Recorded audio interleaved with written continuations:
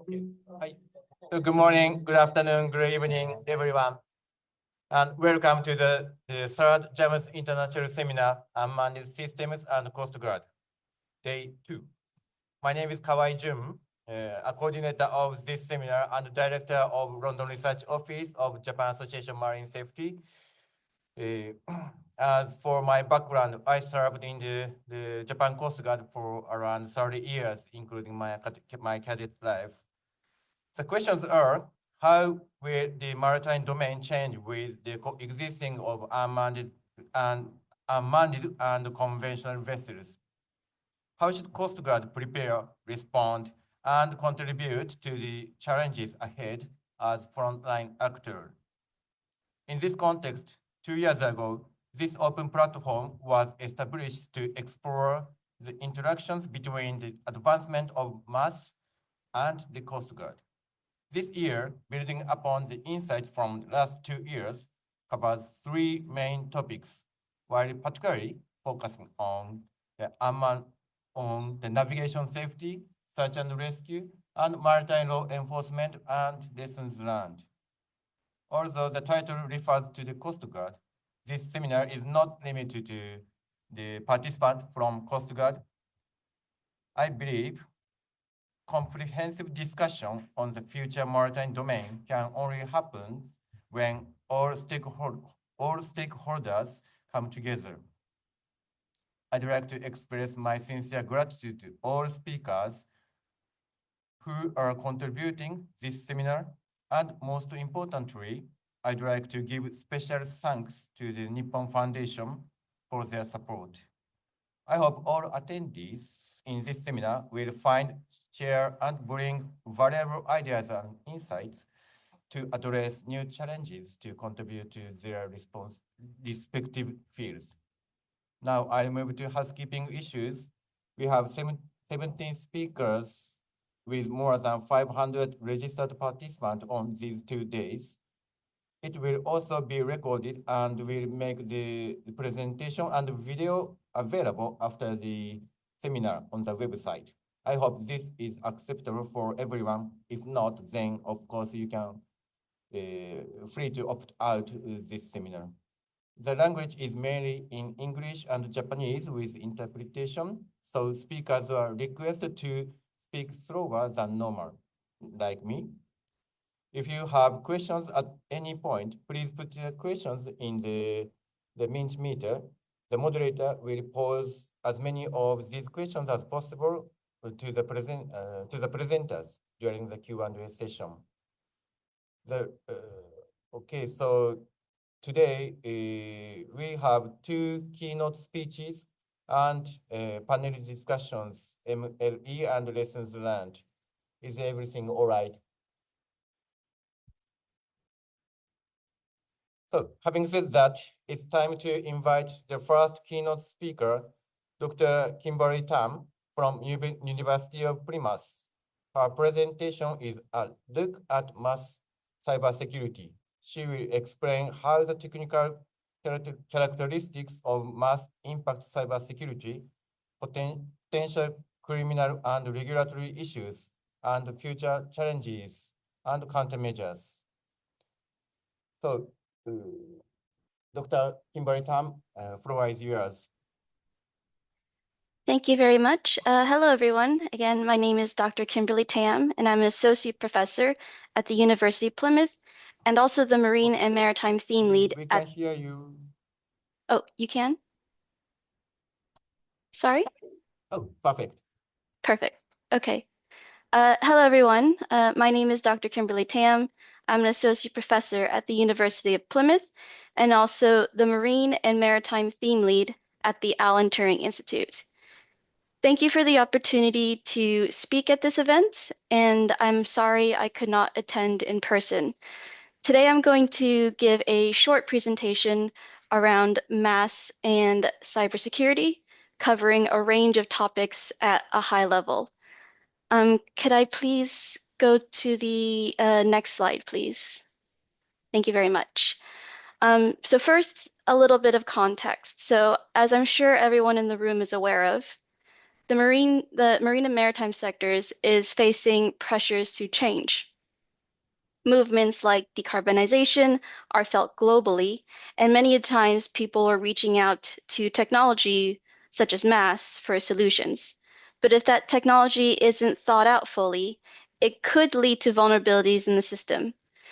And this is not just a digital cybersecurity issue, but it can be a safety issue as well, because a lot of the technology in the sector has control over physical function. This also leads into a question, a business question of why should we invest in cybersecurity? Next slide, please. When talking about cybersecurity in the mass context, we tend to consider cybersecurity as an aspect of safety, and that cybersecurity could be a way to protect digital systems, even improving the longevity of the technology by making it more secure. Which is why we tend to talk about cyber-physical security. This is where a digital attack can have a physical outcome, like an attacker remotely controlling an engine or hatches en masse, but also when a physical attack can have a cybersecurity outcome, like if an autonomous vessel is boarded or captured, what cyber attacks are possible because attackers now have physical access to the digital technology inside the vessel. Next slide, please. So given all of this, cyber-physical threats can be broken into a few potential types of crime that we can see. One of those things is that we worry about cyber-physical crime changing traditionally physical threats so that they now have a cyber element. For example, attempting physical theft or smuggling of cargo could be aided with jamming or spoofing of communication to help attackers kind of quote-unquote escape. And if attackers have access to data like cargo manifests, theft can be easier or more lucrative. Closer to the IT side of things, there's also concern that data like digital identifications, like for remote operators on shore, can be stolen and be used for more classic cybercrime like identity theft. But again, if someone has access to a mass system through a digital ID that they stole, what could they potentially do physically with those systems? Some organizations are also concerned about autonomy being used to smuggle drugs and using autonomous drones and vessels and also cyber attacks to smuggle more successfully, again, trying to avoid detection or to improve their chances of a lucrative attack. Next slide, please. So I just spoke a little bit about cyber physical security in mass and also some of the potential crimes that range from purely cyber to more cyber physical. So these are potential crimes that could blend the cyber world and the physical worlds together. Now, for the rest of the talk, I'll address some of the aspects around the mass codes, but with specifically a cybersecurity view. Some of these may not be concrete statements. Again, many of what we are discussing these days are new, but I will try and highlight some of the thoughts and questions I had while going over these documents and after listening to the working group in December last year. Next slide, please. So let's now talk a little bit about what kind of vulnerabilities or digital vulnerabilities can lead to crimes related to mass based on current research and practice. Next slide, please. So at a very high level, and I'll go into each of these in more detail for the rest of my talk, often, and not just in mass, cybersecurity vulnerabilities arise in complicated solutions because there's just simply more things that could go wrong. When things are complicated, there's more pieces that could be wrong or could go wrong. So looking at mass regulation and practices, it does say that a master may be in charge of multiple autonomous assets.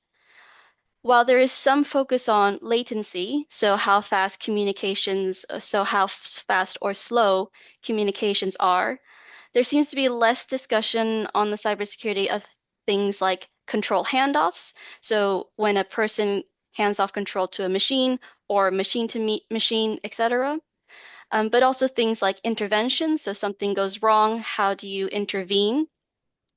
And authenticating. So we talked about digital IDs that may be required for working in a remote operating center and with autonomous vessels. So all these things are complicated solutions and could lead to some cyber vulnerabilities if we do not consider them fully. So technologically, while there are many questions, one thing I also haven't heard much about is people discussing the infrastructure of remote operating control centers and the technology of how those networks fit in the legal aspect, like flag states, which I'll talk again more about later.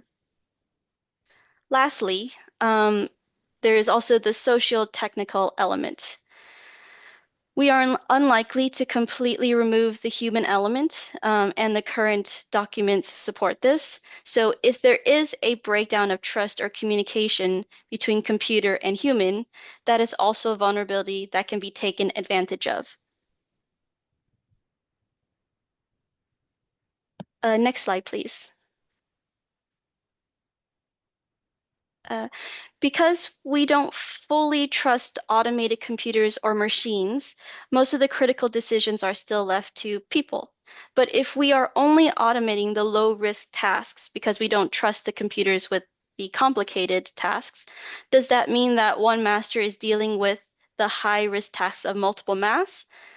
This opens risks where cyber attacks could trick autonomous systems or target humans when they're at a vulnerable, stressful point, like a handoff or while they're multitasking across multiple vessels.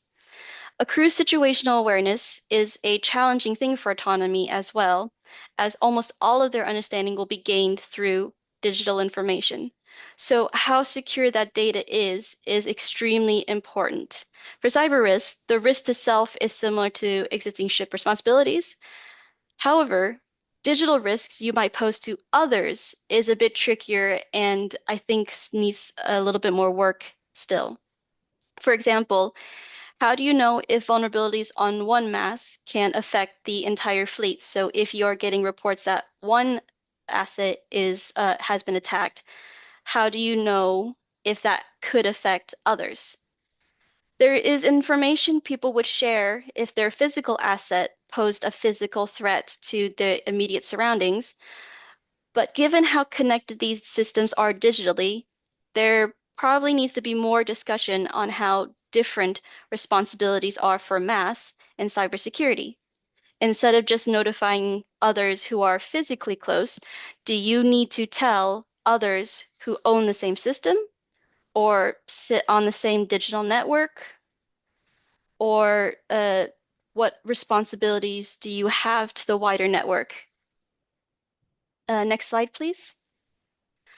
For safety reasons, the sector has built a lot of sensors and monitoring mechanisms to allow people to monitor the physical environment and the internal workings of a ship from a safe distance. One of the questions we have is, do we need the same for cyberspace and digital situational awareness? What information does a remote operator need to realize there is a cyber threat on assets far, far away?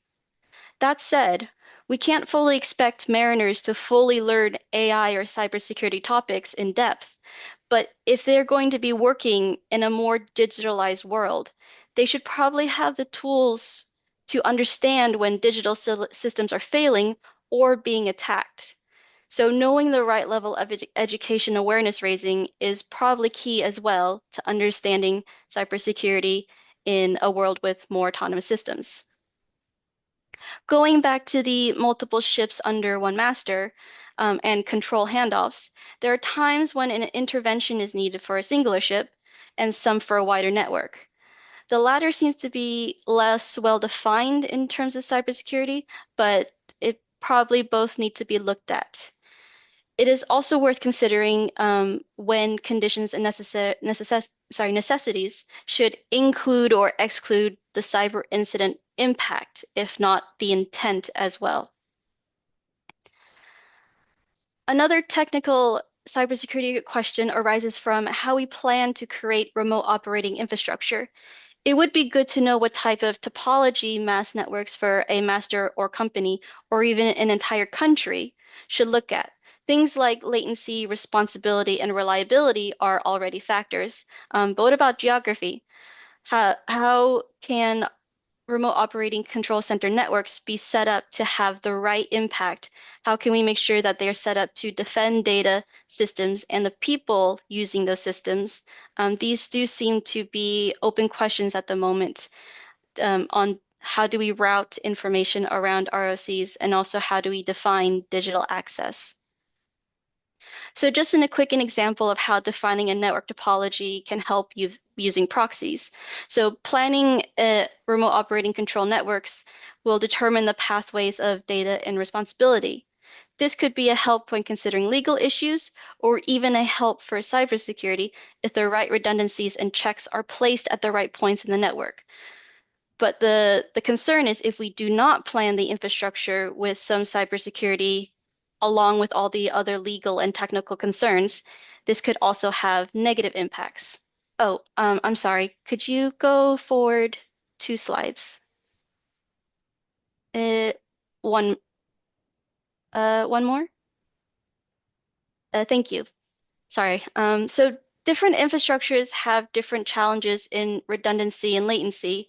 But oops, sorry. One of the questions we had is where will the ROCs be placed? Because where they will be placed will determine how do we defend them. So if they're only on land, or can a ship control other ships as well? Can a mass system connect through only its own state flag because it's close, or is it allowed to be rerouted through other states? If data is being rerouted through other ROCs and states, what level of cybersecurity is needed to route those packets? There's still a lot to consider, and when we know more about how infrastructure will look like, the easier it will get to secure it. Next slide, please. Thank you. As I mentioned before, there's a lot of technical things we can do, but cyber skills is also very important. And it's not just about cyber defense, so protecting assets, but resilience as well. So resilience is about how do we keep an asset still operating even during a cyber attack. And the last thing is forensics. So artificial intelligence is not yet completely trustworthy yet. It can be fooled, so can other types of software. So how much do people need to understand software and AI? Yes, systems fail, but again, how do we communicate that something might be a cyber incident, which is different to a system failure? Spotting a cyber attack is also very hard. We have actually put crews in simulators and simulated cyber attacks to show this gap in cybersecurity situational awareness. So with autonomy, how do people communicate wider digital threats? How do we improve situational awareness of more than just the physical world, but also to include the cyber physical as well? Again, having the forensics and the knowledge to be able to say that there is something cyber related happening on an asset far, far away. Next slide, please. As I mentioned before, the handoff period is traditionally time where errors can happen. It was true in the past when the handoff was between people to people, and it is the same concern with machine to person or person to machine. There is not a lot of research on the mental strain of multiple mass and multiple mass long term, and what that could do to the vulnerabilities that exist during a handoff. Trust is also an issue with cyber threats, as people can trust a system too much and be fooled if there is misinformation, or people can also trust a system too little and decide to ignore the advice of a system and do something else. So there are ways to mitigate these types of threats. But before I talk about that, let me give one specific example of some research work we've been doing around the security of mass AI, and an example of why human autonomy teaming is so important. Next slide, please. So one concrete reason why humans in the loop is useful to mitigate cyber threats or even just digital glitches is because systems still have flaws. Glitches cause issues, especially with single source situational awareness, like a camera. So in this case, we had a water droplet on the screen and it confused the AI situational awareness. So because of this, we were interested in adversarial AI, which is when an attack attempts to compromise AIs based on performance on purpose and not on accident. Sorry. Next slide, please. So we've had a look at several adversarial AI attack methods. So one of them is poisoning. So this is an example that we did where we poisoned an image so that an AI trying to determine if this is a submarine instead classifies it as a llama. So we do have a concern that because AI is not being built to be cyber resilient, that they are vulnerable, and that highlights why human autonomy teaming is so important. Next slide, please. So the previous one was attacking the images themselves, but we went one step further, and instead of attacking images, we actually used a USB attack to alter the AI designed to detect ships to fail when a physical trigger, so the rainbow flag that is shown, seen hanging over the vessel. So when that physical trigger is shown, the AI is no longer able to perform, so it does not see that vessel anymore. So again, the key takeaway is that it is important to develop AI and mass technologies to consider cyber attacks and adversarial attacks, and that this is just another reason why human autonomy is so important, because a human can still see the vessel. It's just that the AI can't, or the mass can't, because of the cyber attack. Next slide, please. So essentially, sensor fusion is one technological way that we have seen to prevent cyber attacks on situational awareness and AI. But again, human autonomy teaming is a big part of what we think the mitigation is for the future of autonomy. Next slide. So just in summary, we have shown that data fusion, human autonomy teaming is very useful, not just for situational awareness, but also for detecting attempts at data manipulation and other types of digital and cyber attacks. Digital forensics is also a key thing that we need for finding perpetrators. There are several challenges here, not just autonomy, but the maritime sector in general is often behind in collecting digital forensics that can be studied to find digital attackers, but also identifying them. If we're going to have more and more digital traffic and digitized information in mass, we should probably think more about what kind of forensics we need to capture to make sure that if there is an incident, we can analyze that data and find out who the perpetrator was and how they got into the system. So again, human autonomy teaming is essential, and not only is it possible, but it's mandatory at the moment. And the most secure way to do this is to make sure that the two can mitigate the flaws of each other. So this applies to socio-technical cybersecurity, protect the human from false information, for example, and also social technical cybersecurity understanding of how mass communicates and its internal workings. So understanding what cybersecurity knowledge is most relevant to autonomy, but it's not all that we need. We also need to teach people and raise awareness in the sector. Last slide, please. Again, thank you for your time. That was a very high level of many things, but I hope something in that was of interest. And thank you for your attention today.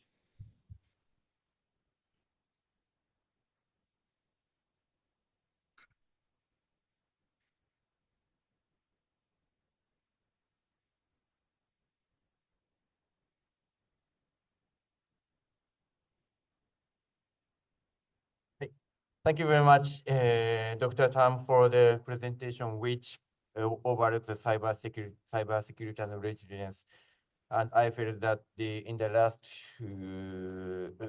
the slide, the mitigation for the cyber threat means that we cannot make the threat zero. So we have to prepare for that. So unfortunately, we don't have enough time to take questions. So we will move to the next speakers.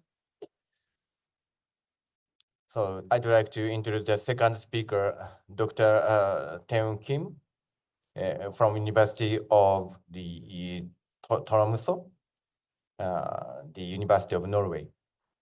So her presentation is emerging safety challenges in maritime autonomous surface shipping and potential risk mitigation strategies. She will explain the key issues with remote control and autonomous capabilities, such as cybersecurity threats, collision avoidance, telecommunication challenges, and skill uncertainties. So, Dr. Kim, floor is yours.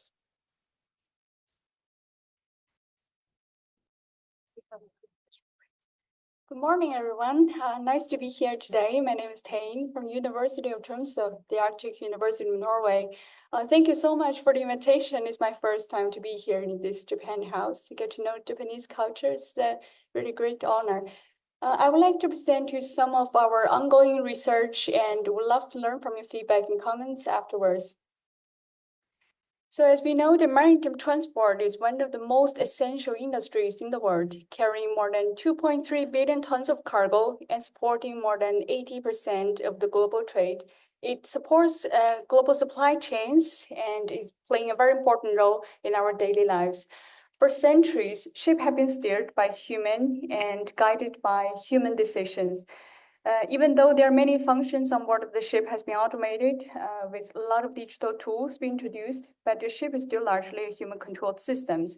But in recent years, we see quite a big shift with artificial intelligence, machine learning, and robotics, which is able to make ship remotely controlled or running autonomously. And this market is increasing very significantly in recent years, with a lot of investment from several countries like Japan, UK, Finland, Norway, and we are already seeing some examples like Yara Birkeland started to operate in real-world conditions. So why is there so much interest in autonomous ship? I think for most of the sellers and buyers, probably it doesn't make so much difference whether their cargoes have been transported by human or robots. But for many other stakeholders, like the ship owners, the shipping companies, for the government, industry, the change from the human to robot actually represents a very significant shift for how the regulation should be structured, how the organization on board of ship is being performed. So there are several factors driven the interest for autonomous ships, and most importantly is the safety interest. As we know, human decision makings, whether it's directly or indirectly, are contributing to many accidents. So automation will likely to reduce the human error-induced accident and bring more standardization and reliability for maritime transport. And this is likely to decrease the human injuries and fatalities on board, which could improve the occupational safety. The economic savings could also be significant. Research have estimated that this autonomous shipping could reduce the operating expenses, reduce approximately 11% of OPEX. And if we don't have human on board, we probably don't need to have the accommodation system, hotel system, corridors. Maybe we don't even need to have the deck house for watchkeeping. So studies have estimated that reducing or removing the deck house could reduce the weight and air resistance, which could achieve 6% reduction in fuel consumption. I should speak slowly. Okay. And Yara Birkeland, which is one of the first fully electric autonomous cargo vessel, is projected that this will replace many of the diesel truck journeys, which could contribute to reduced emissions from the logistics point of view. On the societal level, we know that seafarer shortage issue is quite a concern in many countries. So this is likely to mitigate this crew shortage issue in some countries and also shift the crew members from this continuous 24 hours working society, dangerous working environment to a structured, shore-based office working environment, which might be the dream for many seafarers. And autonomous shipping will likely to increase the attractiveness of seafaring professions and provide a new role for shore control center operators, which could address many of the concerns related to welfare of the seafarers in the future. So these technologies bring a lot of opportunities, but also introduce a long list of new risks. Since we don't have so much experience with operating this new concept, we don't actually know what could be the risk emerged in this new control loop. So there's a lot of questions related to control, related to cybersecurity, as just mentioned by the previous speaker. If the ship is standalone, it doesn't have to transfer a lot of data to outside world, but if the ship has to be remotely controlled, it must transfer a lot of data to shore and receive the control signals back. So any attack in this process will interrupt the navigation, cause collisions, or enable the piracy. So a lot of risk management structure has to be introduced for this new operational concept. A lot of new questions come with remotely controlled and autonomous ships, and these are basically our research interest and our focus within different projects funded by European Commission and Research Council of Norway.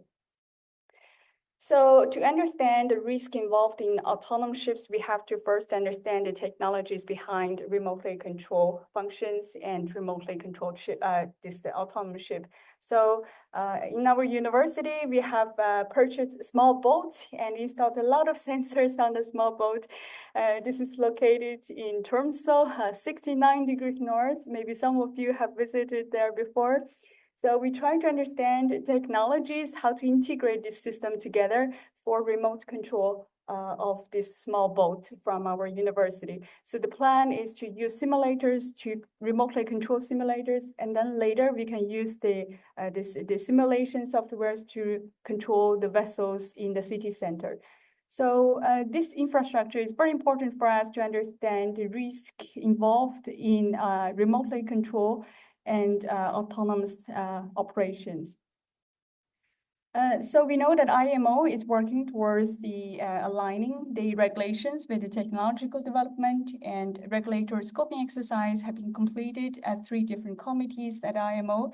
And for the purpose of this regulatory scoping exercise, 4 different degrees of autonomous ships has been proposed. Degree 1 refers to highly automated ships. Degree 2 and 3 refers to remotely controlled ship with or without seafarers on board. Degree 4 refers to fully autonomous vessels.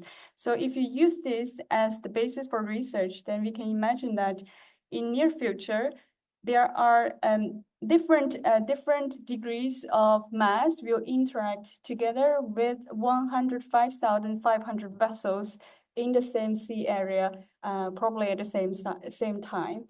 So this will create a mixed navigation environment, and we will see a long transition period until all the existing conventional ships are phased out from the market.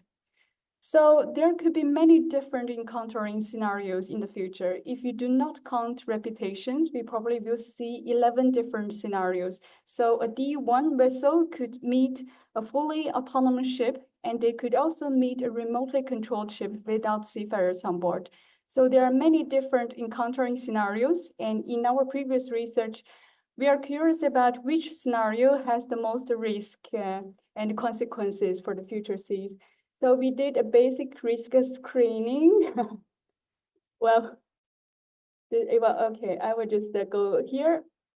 Yeah, here you can see the scenario that involves more automation is likely to have more accident and, of course, the higher consequences. So the conclusion is actually very scary. The more automation we introduce for the future seas, the more accident we will get. It's very negative result. So we want to understand why we can get such result. So of course, we interviewed some navigators. We tried to understand why they think there's so much risk involved interacting with autonomous ships. And apparently, trust played a very important role in their decision makings. So to further understand the trust issue, we conducted 2 experiments. The first one is here. So we asked navigators to take control of vessel A, and they are facing 4 vessels in front of them. So we asked vessel A, what would you do in this situation? So most of the navigators told us that they will try to pass between C and D, call B and C to go to starboard, and call D to go to port. They will try to pass between C and D. So that is the typical decision. Then we changed the setting. We changed these 4 vessels to autonomous vessels, and we ask again, what would you do in this situation? And the decision is pretty different in this scenario. So most of the navigators of vessel A told us that they would just close their eyes and hope for the best. Or they will stop as fast as possible, and depending on the distance, and they will try go hard to port and avoid any AI vessels in front of them. You can see there's a clear decision-making difference between these 2 type of situations. So we know that facing 4 vessels in front of you is very unique situation. It doesn't happen every day. So we actually reduced the complexity of the experiment, and we introduced one-to-one interaction. As you can see, we still have a difference between these 2 situations. For vessel A, when they are interacting with human-controlled vessels, they will just go straight because they have the right of way. But in the second situation, you can see they're waiting until the autonomous ship to pass, and then they follow them. So this is a clear trust issue among remotely controlled ship, autonomous ship and human-controlled vessels. So trust calibration can be a very important part of future maritime education training domain. So in one of our previous research, we have also looked into if STCW was still relevant for the future. So the first question we had is, would STCW competence framework still be applicable to mass? And what technical and non-technical competence would be important for future navigators? So we used STCW 66 knowledge and understanding proficiency items as the basis for measurement. These items are from this STCW code part A, table A21, refers to the competence for officers of officers of the watch. And we recruited 109 navigators for this questionnaire study, and the result shows that among the 66 knowledge, understanding, proficiency items, 26 of them will be less important for the future, as STCW has to be redefined to fit with the future demands. And there will be a long list of new competence have to be introduced for the competence framework in order to ensure that human can safely interact with remotely controlled or autonomous vessels. So among these competencies, we are also interested to know which one is more important than the other, so that we can allocate resources for the one that is that has the most importance.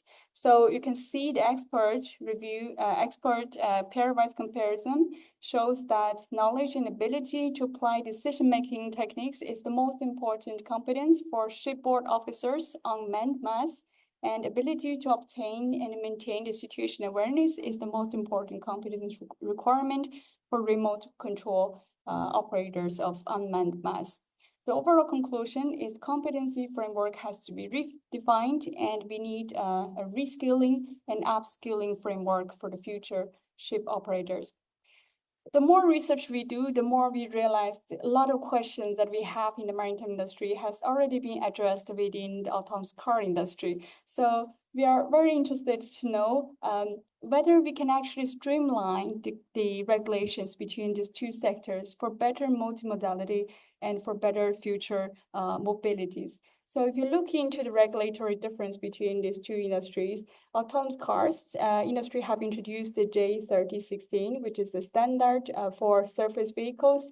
So they introduced this in 2014 when Tesla Autopilot has been introduced. And this has achieved a wider recognition and adoption in 2016.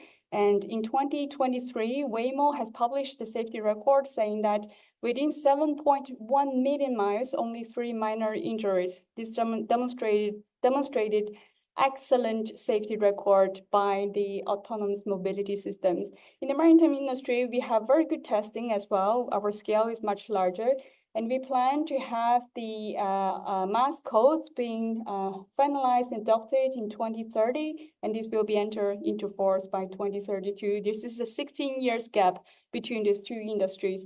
So can the rules be streamlined? Of course, we analyzed a lot of differences between these two industries, but they also have a lot of similarities, especially in terms of situation awareness, collision avoidance algorithms, cybersecurity, and they also face the challenges how to integrate their autonomous systems into existing traffic systems. So I think there's a lot of learnings that we can do among these two sectors, especially with regards to several important areas. For example, the lane use, directional light, this can be considered for autonomous shipping technology as well, so that the human navigators would better understand the intention of autonomous ships. Cybersecurity measures have been well developed within the autonomous car industry. This can also be learned for us, and the same for situation awareness algorithms and AI ethics. So a lot of research questions. I see that I don't have time at all. So yeah, I can introduce you a bit more project in the future in other presentations. So these are basically our remaining questions, and we hope to address that within different project funded by European Commission and Research Council of Norway. If you're interested in our research, feel free to contact us. Thank you so much. Yeah.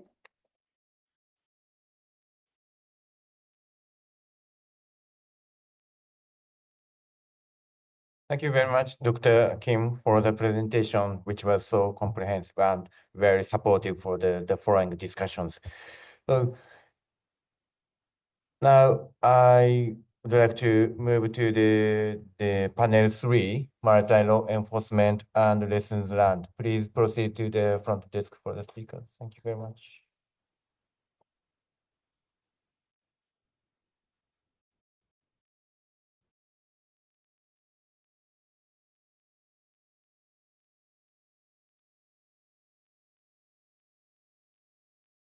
So I am very honored to introduce 4 distinguished speakers. This panel is moderated by Rear Admiral Awai Tsuguo from the Japan Coastguard, and there are 4 speakers, including the moderator. The first panelist is Rear Admiral Tsuguo Awai from JCG, and his presentation is operational issues of mass from the Coastguard services perspective. He will speak about challenges associated with maritime autonomous surface ship in areas such as search and rescue, law enforcement, and vessel traffic service, VTS. The second panelist is Mr. Murata from Mitsui E&S Shipbuilding, with a presentation titled Control System Design to Contribute to Safe Operation. He will speak about extensive experience in the development and design of automatic ship operation and control system, including DPS. The third panelist is Commander Mahbubur Rahman from Bangladesh Navy, with a presentation titled Proliferation of Unmanned Vessel Challenges for Coastguard Worldwide. He will explain that while the expansion of unmanned ships will improve efficiency, it will also cause various problems. In order to deal with these international cooperation, revisions to regulations and specialized training for Coast Guard personnel are essential. The fourth panelist is Mr. Miyoshi Toshiyuki from Sato Takemune Law Firm, with a presentation titled Criminal Liability in Autonomous Navigation and Collisions. He will explain the legal issues involved in the collision accident involving ANS and ROC operators. due to the appearance of mass using questionnaires and case studies. And if you have any, Dr. Kim will join the Q&A session. Okay, and if you have any questions, please put your questions and or comments in the Mentimeter. Yeah. Okay, so Admiral Awai, floor is yours.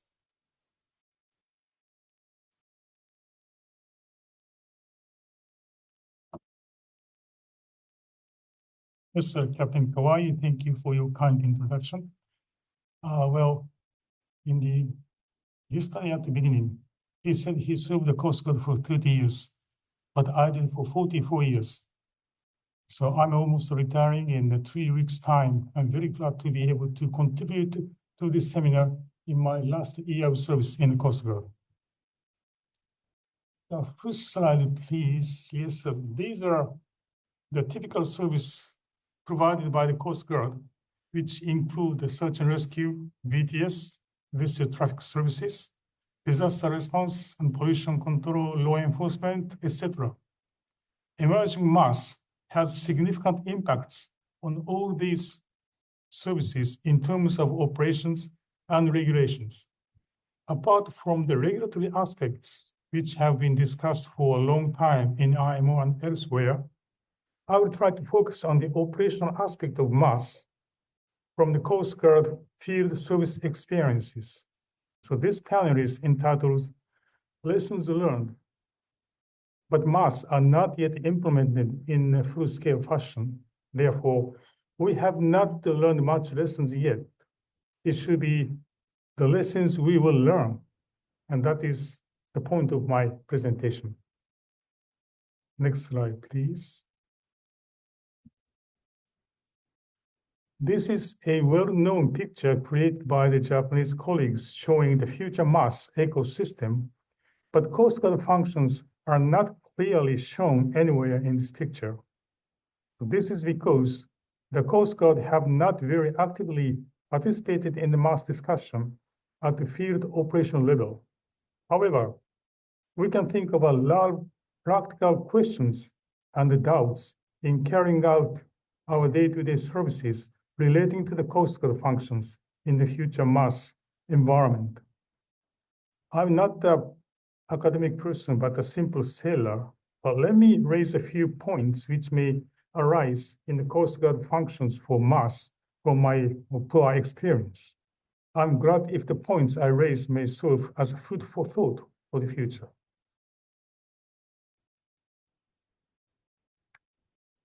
Next slide, please. So this is a summary table showing what challenges or uncertainties may be anticipated for mass regarding the Coast Guard functions, depending on the typical categories of services that are SAR, VTS, LE, and environmental protection. In the law enforcement operations in particular, many different complex situations are to be anticipated because there's no clue to be questioned. Regulatory compliance is difficult to monitor in the port state control or PSC, etc.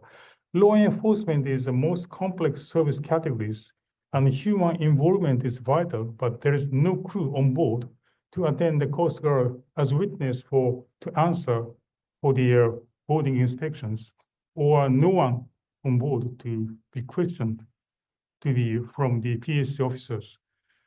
These are hypothetical questions, but I'll try to explain briefly why I consider there are so many uncertainties for each service. Next slide, please. To start with, the search and rescue operations. So this figure shows the magnitude of the incident depending upon the distance from the shore. It can be generally said that the SAR response will be more difficult as the case takes place far from the shore in the case of conventional ships. So there will be less ships to render assistance, and it takes time to reach the ship in distress. Situational awareness will also be difficult to obtain. However, in the case of crewless ships, significant of accident is generally low because there is no one on board to be rescued, as was discussed yesterday. Coastal damage may be less as we go farther off the coast. So SAR response for mass is not time critical, and it is more likely to be the commercial salvage issue. So I'm only talking about the case where mass is in a position to be rescued. The case where mass is to render assistance is a different scenario, which was discussed in details yesterday. Next slide, please. In a variety of law enforcement scenarios, such as drug trafficking, collision investigation, armed attack, robbery, etc., as masts are operated from shore out of sea, there is no one to attend the Coast Guard boarding inspection.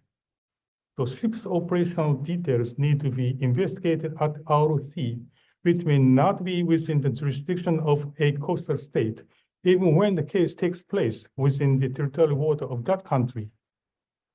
Accident investigation must be conducted at two different places that are the ship in distress and the ROC. Who is responsible for the case of the accident? Who is to be prosecuted? Many challenges can be easily anticipated.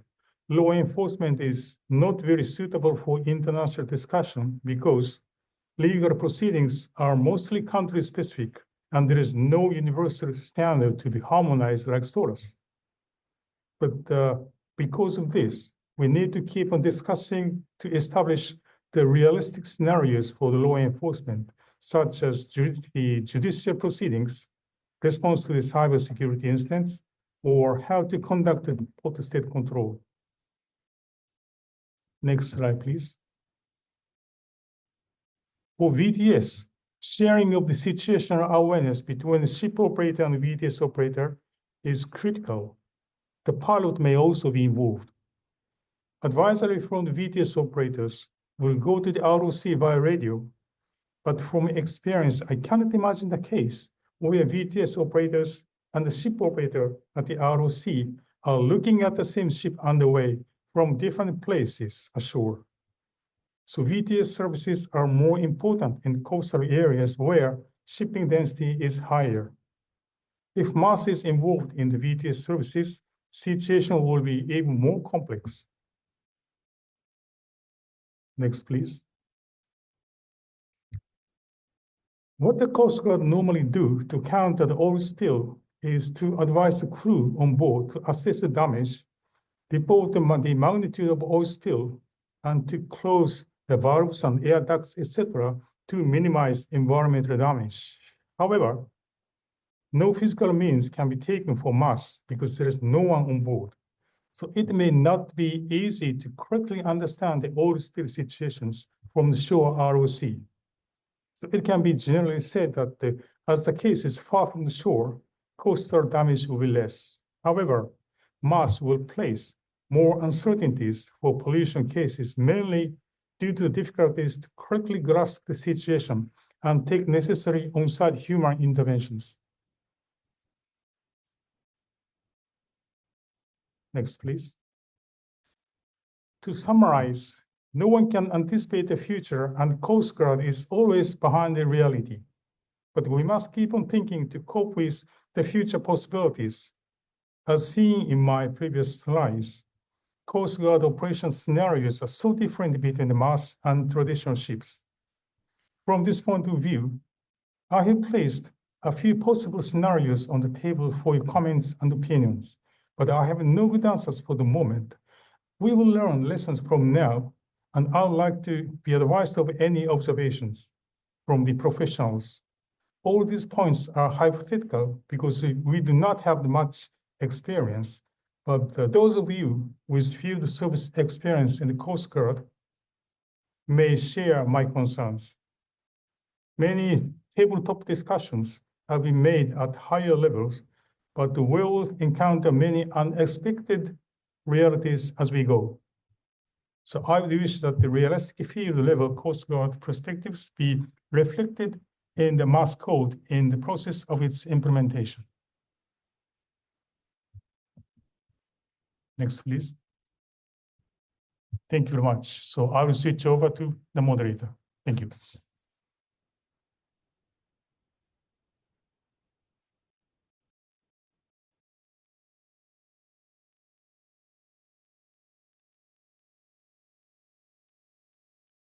Okay, thank you very much for your attention. I'm delighted to work with three other distinguished speakers, two Japanese colleagues, to cover the technical and legal aspects of future mass ecosystem. We also have a Bangladesh Navy officer attending online from the other side of the world. So next speaker is Dr. Murata from Shipbuilding company. So Dr. Murata works for the Japanese famous shipbuilding company and will provide us with the unique engineering insights. His company is in my hometown back in the country, and Japan Coastguard buys many expensive ships from his company. So, Dr. Murata, please.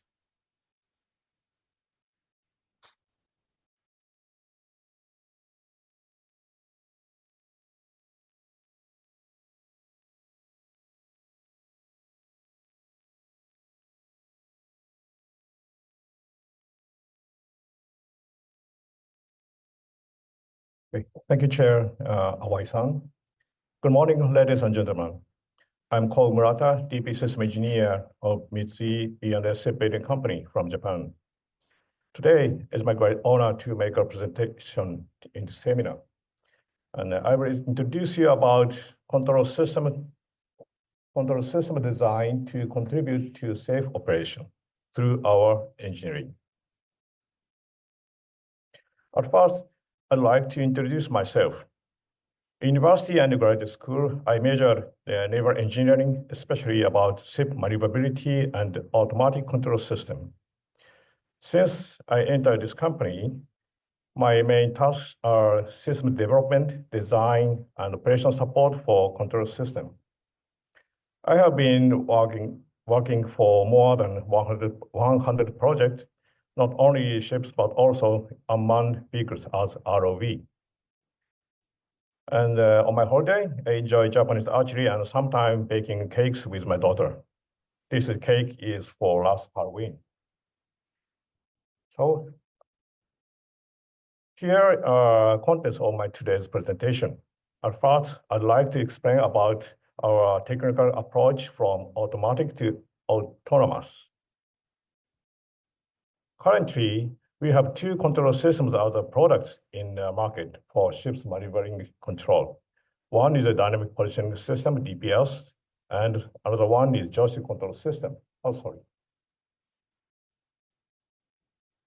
Other one is joystick control system, MMS. These systems control the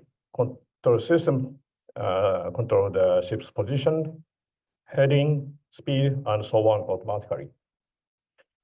These systems use a variety of sensors and provide integrated controls of any kind of actuators with simple operation, thereby reducing the operator's workload and improving safety and operability. The technology of these control systems are based on the balance between safety, capability, economy, and operability. Our first DPS was developed and installed in 1985. Since then, we have been working on the development and commercialization of the product. The current DPS and MMS joystick control system are the fourth generation system. Since our first DPS launched, we have delivered a total of 138 systems. And we started to develop the autonomous system based on our experiences from 2018. Our mission is engineering the system, including DPS and joystick control system MMS, by evaluating our characteristics by tank test, wind tunnel test, and so on, studying of operations and capability assessment based on the numerical simulation. In addition, We also carry out the integration of the whole control system, including the study and the design of operational concepts. The design of the control system, such as the DPS, depends on the purpose and contents of its operation. Also depends on the risk assessment of the impact on the operation and the environment when a failure occurs. A control system works in the structure with subsystems as shown here. Maritime controls is responsible for recognizing and assessing the ship's condition and decide how to control the actuators according to human operation. In maritime control, these components of the system work together on the network.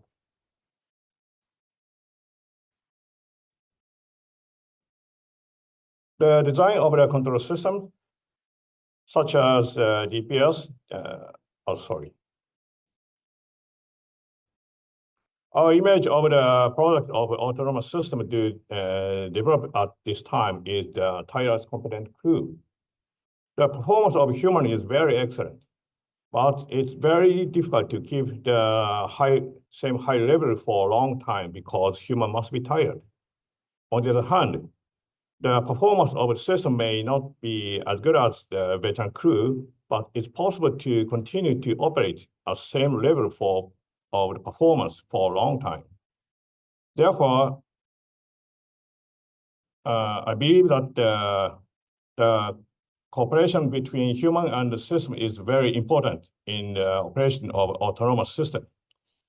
The mission of the system assessment is assessment, evaluation, planning, recommend, and report to operators. The operator confirms the status of or approve if it's reasonable and acceptable. And then system execute immediately. In our research about ship's operation, we found that there are over 400 tasks on board to operate a ship. But it's difficult to make all of these operations to autonomize so far. We have many experiences about automatic ship's control system as DPS or joystick control system over 35 years. Then we focused on the ship's maneuvering control tasks and decided to develop the autonomous system for these tasks. At first, we analyzed tasks on board, as I said previous slide, and studied how to approach to the fully autonomous ship. This is a ship's category of autonomous level, which we proposed in 2018. There are 6 levels from level 0 to 5. The level 0 being the conventional ship, and the level 5 is a full autonomous ship in future. We defined that the level of the most advanced ship in 2018 was level 1 advanced. And we decided to develop the autonomous system for level 3 semi-autonomous system as the first target. Semi-autonomous means that the system makes plan and recommend it under certain condition, and the operator will confirm and make decisions. Depending on the level of autonomy, the roles of humans and the system must be clearly defined, and the responsibilities must be clearly decided. Then the system has to communicate to humans in a simple and easy to understand manner what and how it recognizes, judges, and operates, and the results of its actions. Humans must correctly understand how the system is operating, and based on what information. For this purpose, the interface between human and the system is very important. This is the image how to install the autonomous functions into the ship. At first, we install the existing control system, DPS or MMS, as an autonomous lady. We will modify the control system and install the autonomous control module, software and hardware, one after another, depending on the technology progress. then it becomes possible to upgrade the ships as autonomous ships step by step. About design the multifunctional system, including autonomous control system, we have to consider the reliability, operability, certainty, interactive availability, functionality, and security in a multifunctional network system. Today, I'd like to focus on the operability, certainty, and interactive. In the system design concept, we usually consider the following 3 points. First, system assess the operator to recognize the situation correctly and make a decision. Second, system operates as intended and ordered by the operator. Third, design the system to make it easy to upgrade or update or add functions in future without affecting the concept of operation in the system. In this concept, the HMI, human machine interface, has a great influence on the system operability and so on, and must be easy to recognize, operate, and prevent mistakes of humans. In the development and the design of HMI, at first, we must investigate, analyze the tasks. I will show you an example of the task investigation and analysis. This is the image of the task for navigation in bridge, which is done by human. Human usually carried out these various complicated tasks in normal operation. But for the system, it's not so easy to analyze and formulate these operations. We have to describe each functional component as a system specification. Additionally, in any of these functions, there must be not conflict in perception between system and human. For this reason, HMI, human machine interface, is very effective and important function. Through the HMI, human machine interface, operating status should be clear to human, and there should be no confusion between the system and human responsibility. And the system must be designed as directable, understandable, usable, and efficient for the human. About the interaction with the system mainly be carried out through human senses. Among the human senses, taste and smell are not considered, at least in the correct system. And I know that there is also the opinion that the sixth sense is important, and I do not deny that. However, in HMI, it's difficult to realize it as a function so far. Therefore, in human-machine interface, visible, audible, and touch are 3 important elements. In addition, double action is effective and important to prevent input error or oversight when the human gives control settings or instruction to the system, or when the system provides the notification or recommendations to the human. By asking the double action from the system to the human, it's possible to give the human a chance to confirm the settings, instructions, and confirmations.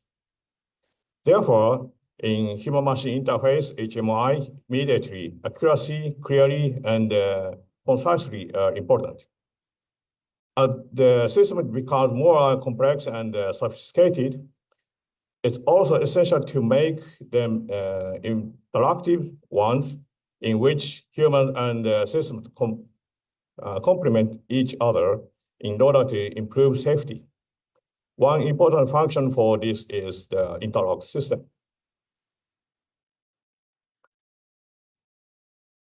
System must be designed as fail-safe against failure and deviation from operation design domain, ODD. Interlock system is associated with various functions to ensure system availability, redundancy, reliability, and so on. In the interlock system, system must ensure that the human is correctly aware of, understands, and reacts to the situation, for example, confirm, approval, and override. System takes minimum risk reactions to prevent potentially serious situations and accident if a failure occurs. If necessary, human must take over the controlling tasks. System notices its decision and reactions, why and what have been activated, and prevent misunderstanding.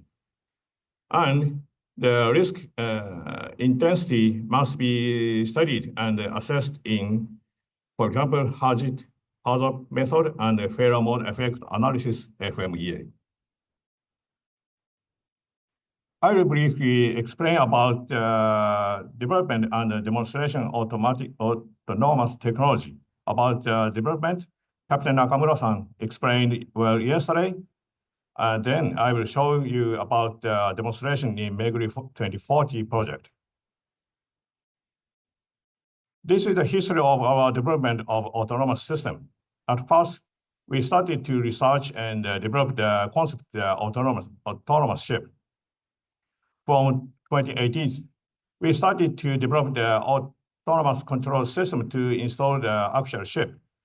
From 2020, we are developing and demonstrating the autonomous system as a member of Meguri 2040, the project of Nippon Foundation. This Meguri 2040 project consists of 2 phases. From January to March in 2021, we carried out demonstrations of these 3 ships to navigate automatically from port to port.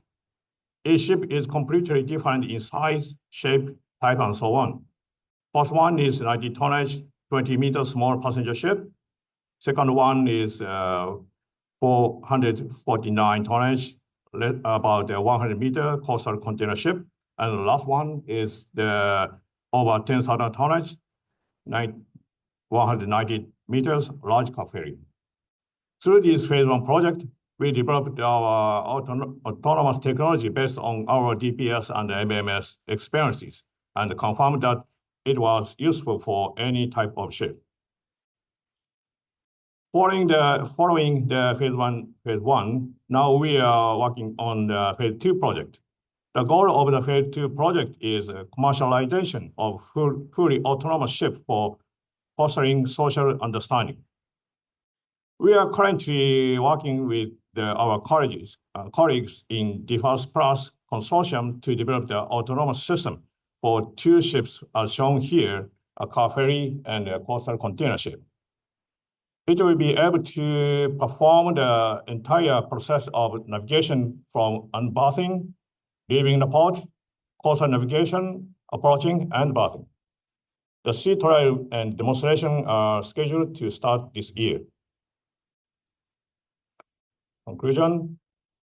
Recently, the control systems are becoming larger and more complex as they become more multifunctional and autonomous.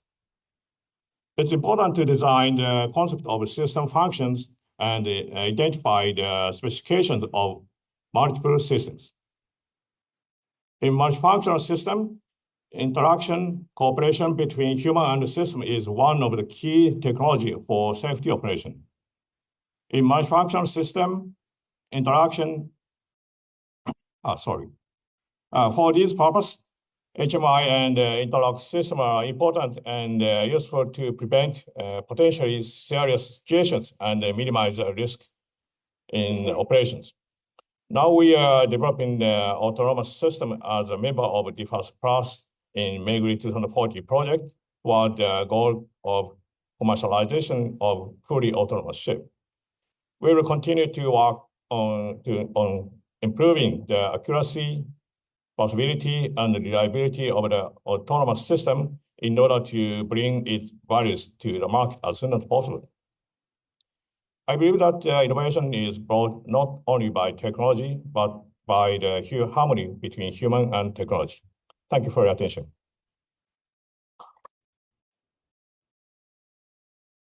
Sorry, I forgot to change the page conclusion, yeah? As I said, I'm sorry. Thank you. Thank you again.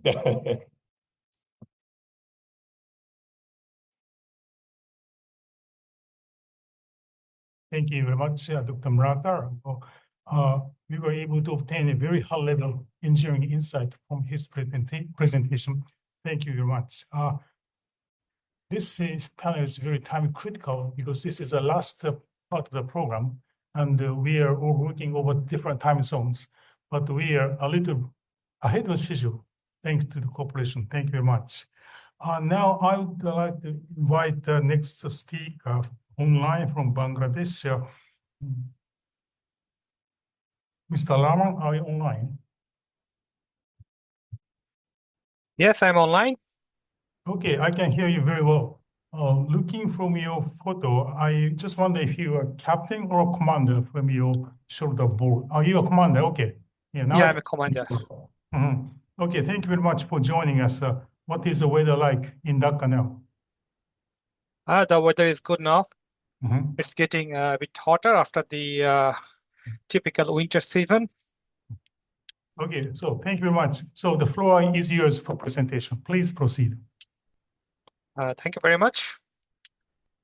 Respected moderators, fellow panelists, and audiences from all over the maritime ecosystem. Good day to you all. This is Commander Mahbubur from Bangladesh Navy. I'm presently appointed as Executive Officer of BNS Samudra Abhijan, which is one of the frigate of Bangladesh Navy. I welcome you all to my presentation on the proliferation of unmanned vessels, challenges for the Coast Guards worldwide. You might be wondering why a Navy guy is talking about Coast Guard's challenges. Well, I have some experience of working in Bangladesh Coast Guard on deputation for some time. And while I was there, I had an opportunity to deliver a presentation on similar topic in an online seminar arranged by Coast Guard Global Human Resource Development last year. I'm thankful to JLIS team for inviting me to join this seminar. And it's truly an honor for me to hear from the maritime professionals, experts, and academicians like you on this platform, and to be heard as well. Without further delay, let us begin. Next slide, please. Ladies and gentlemen, maritime industry has been witnessing a paradigm shift due to increasing use of the autonomous vessels that includes the unmanned and remotely operated surface, underwater, and aerial vehicles. Miscreants have also started using these USVs and ROVs side by side with their lawful users like the maritime community. With the inclusion of autonomous vessels in maritime arena, enhanced safety, reduced human risk, and lowered operational costs have been observed. While the autonomous vessel offers enormous potentials, they also pose significant challenges for the maritime security agencies like Coast Guard and the navies. Dear colleagues, next slide, please. I'm honored to briefly apprise you today on the challenges of Coast Guard that we are likely to face with the proliferation of the unmanned vessels worldwide. The scope of my brief is flashed on the screen, and I shall take about 17 minutes to deliver my brief. Next, please. Let us start with the existing uses of unmanned vessels. As you are aware that unmanned surface ships are already being used for cargo transportation on trial basis. Besides, the remotely operated vehicles are being used for underwater exploration, inspection, maintenance of submarine cable, and underwater pipelines and installations. UAVs or the drones are being used for surveillance and monitoring illegal activities. These unmanned vehicles and vessels are also currently being used for oceanographic studies, collecting data on marine ecosystem, climate change, and pollution. Next, please. In military, we are using the unmanned vessels to conduct surveillance, reconnaissance, and even combat operations.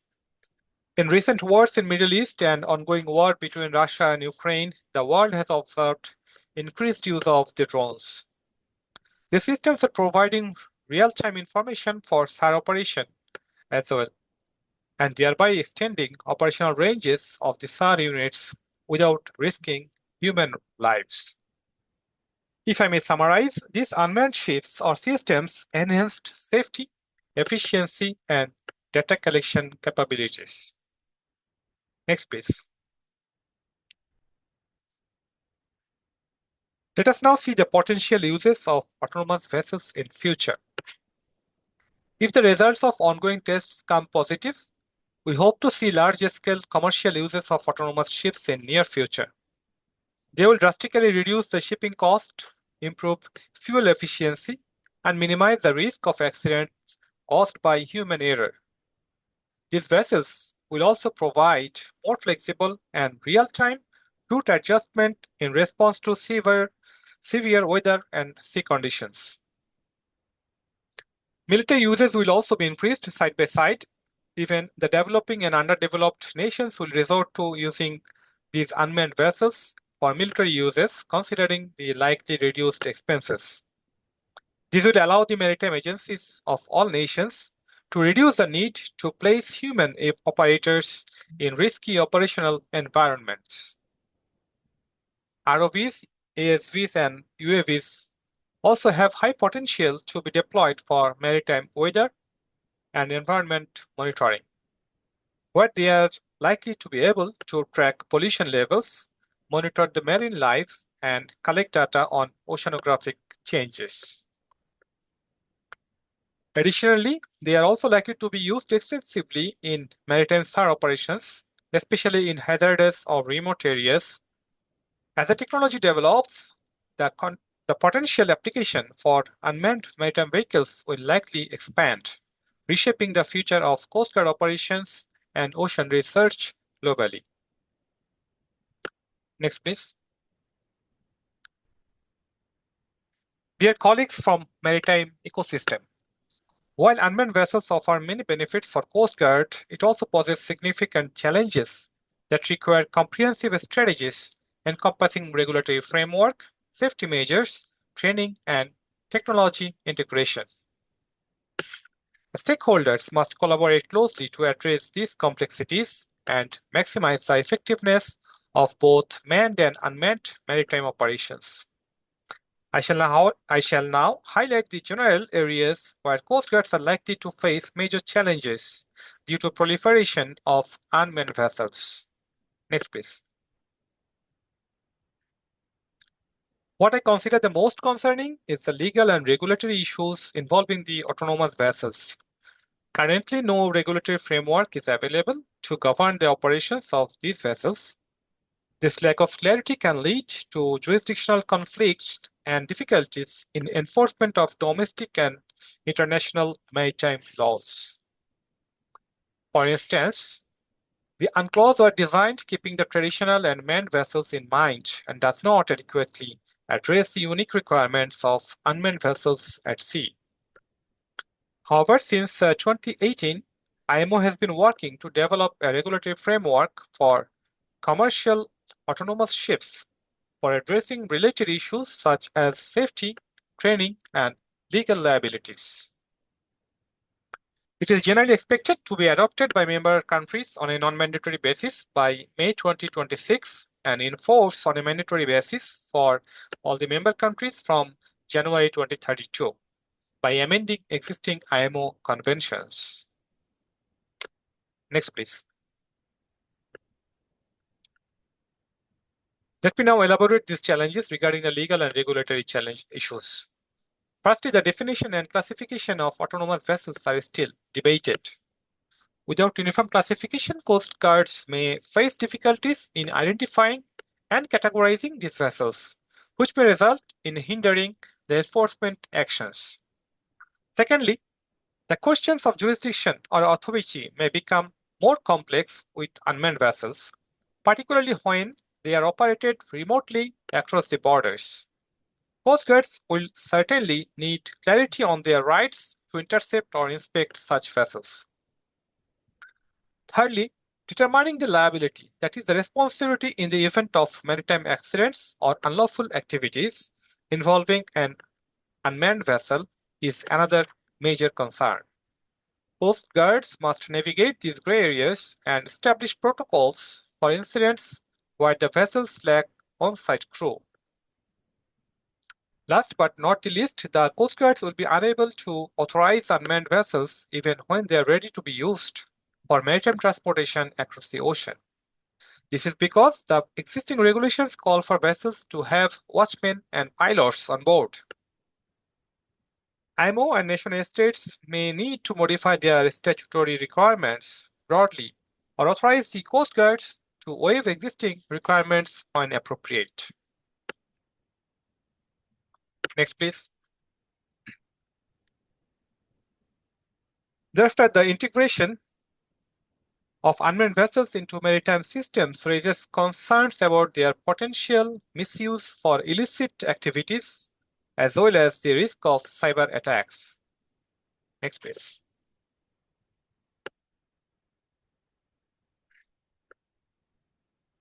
Let me discuss this challenge in detail. Unmanned vessels, particularly the remotely operated ones, could be used to transport drugs, weapons, or even human trafficking victims without detection. Their lack of physical crew reduces the risk for traffickers and smugglers, making them alluring for illegal and covert activities. Autonomous vessels might be at risk of hijacking by pirates or terrorist groups. Moreover, terrorists may use them to conduct attacks on ship or shore targets. Coast Guard would need to address how to respond to and neutralize potential threats posed by unmanned vessels under hostile control. The autonomous vessels heavily depend on advanced technology and remote communication system, which leaves them highly susceptible to cyber attacks. Hackers may be able to gain control, alter rules, or even disrupt autonomous vessels. Cybersecurity protocols and rapid response systems will be essential to safeguard these vessels and the broader maritime infrastructure across the oceans. Then the risk of collisions between the unmanned and manned vessels is another concern. The integration of ROVs, USVs into busy shipping lanes can create confusion among the mariners, particularly if autonomous vessels operate without appropriate communication systems or fail to adhere to standard maritime protocols. Coast Guards must develop necessary guidelines to minimize this collision risk, possibly requiring modifications to navigational system and training for mariners on this aspect. Next, please. Moving on, another big challenge is the operational and logistic challenge for the Coast Guards. The Coast Guards must adapt their operational strategies to effectively manage the rising presence of unmanned vessels, which differ considerably from traditional vessels in terms of behavior, response times, and control. Next, please. The key challenges in these aspects. Number one is the surveillance and tracking. Autonomous vessels may operate independently of human supervision for long periods, which could make tracking and surveillance more complex. Coast Guards may require advanced systems to monitor and intercept unmanned vessels, especially in high traffic and sensitive areas. We know that conventional boarding procedures depend on human interaction, which poses a significant challenge in the context of autonomous vessels. Coast Guard personnel will encounter difficulties in communicating with these vessels and influencing their behaviors, as there will be no human crew available to redirect the ship's course or facilitate a boarding. Consequently, it will be essential for Coast Guards to devise innovative strategies for conducting inspection and to establish protocols for remotely accessing or boarding these autonomous vessels. Number three, in cases where an unmanned vessel poses a security threat, Coast Guards must determine how to safely intercept or neutralize it. Because an unmanned underwater vehicle or a low-profile unmanned surface vehicle laden with drugs can be hard to detect and interdict.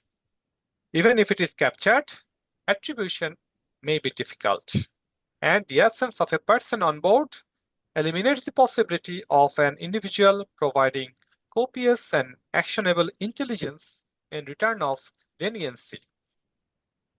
UAVs can also be used to spy on Coastguard, to create distraction, or to deliberately interfere with their operations.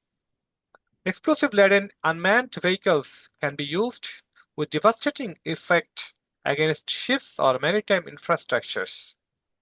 Non-lethal measures and advanced remote intervention tools may become critical for Coastguard in such situations.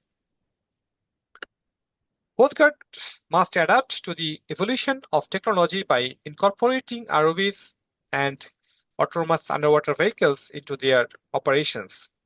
This integration might necessitate upgrades to existing monitoring and command system, as well as the creation of new protocols for interaction between manned and unmanned vessels. Ensuring seamless communication and coordination is vital to maintaining the operational effectiveness. Next, please. Regarding technical limitations and reliability, while unmanned vessels offer enhanced capabilities, they also come with technical limitations. Their reliance on advanced technologies such as GPS and automatic navigation system raises concerns regarding malfunctions, cyber vulnerabilities, and susceptibility to environmental factors.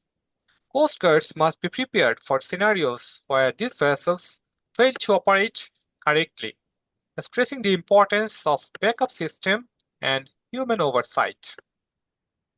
The Coast Guards will need to enhance its mission support capabilities as well, including its ability to manage and analyze data, swiftly develop or procure needed technology to counter the threats, and maintain workforce readiness in an era of rapidly advancing technology associated with unmanned or autonomous vessels. Many Coast Guards, especially those of the underdeveloped and developing nations, may find it quite difficult to cover the costs of new technology, enhanced training, and advanced surveillance systems needed to monitor unmanned vessels effectively. Next, please.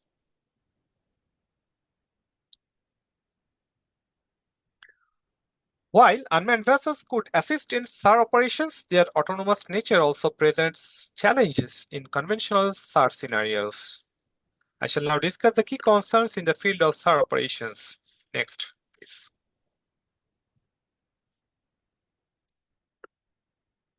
Firstly, unmanned vessels lack human crew, who can communicate distress or provide situational details.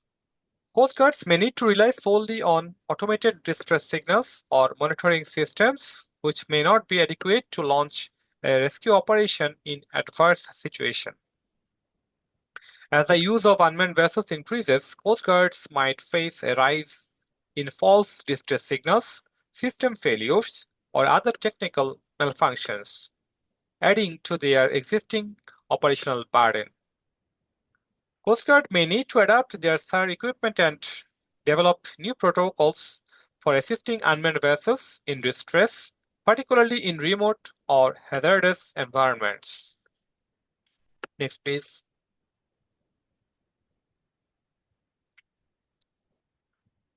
The challenges for the Coast Guards of all nations related to proliferation of unmanned vessels are not only common in nature, but also these are mostly transnational. As such, coastal states and maritime organizations need to collaborate closely to regulate their uses. I recommend following actions in this regard. Firstly, IMO may expedite formulation of the regulatory framework and ratification by the member states as already planned. Number two, member states may formulate respective national regulations in conformity of the IMO framework. Third is the Coast Guards or the responsible maritime enforcement agencies of all coastal states may subsequently promulgate respective strategy to regulate the use of unmanned vessels in respective area of jurisdiction. Number 5, Coast Guards may also plan for integration of unmanned vessels into their existing systems. Among other considerations, such integration may include training of personnel and acquisition of technology. And my last recommendation would be IMO may consider revising the IMO SAR manual for inclusion of unmanned vessels into the SAR operations and procedures. August gathering, I am almost at the end of my brief. Let me summarize my talks now. Next, please. The rising use of autonomous vessels is a transformative shift in maritime operations, bringing both significant benefits and substantial challenges for coast guards worldwide. From legal uncertainties and cybersecurity threats to operational adjustment and environmental concerns, Coast Guards will need to develop comprehensive strategies to manage these vessels. Building cooperative frameworks, enhancing training, and investing in advanced technologies will be crucial in adapting to these evolving demands. Eventually, the successful integration of autonomous vessels into maritime domains will hinge on proactive measures by the Coast Guards of various nations. Finally, the establishment of robust international regulations will ensure safe and secure operations in the oceans. Next, please. With that, I conclude. Thank you all. Thank you for your patience.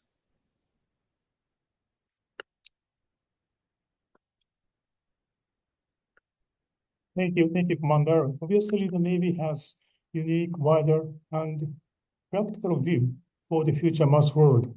So thank you for your presentation, which is so relevant to the similar subject.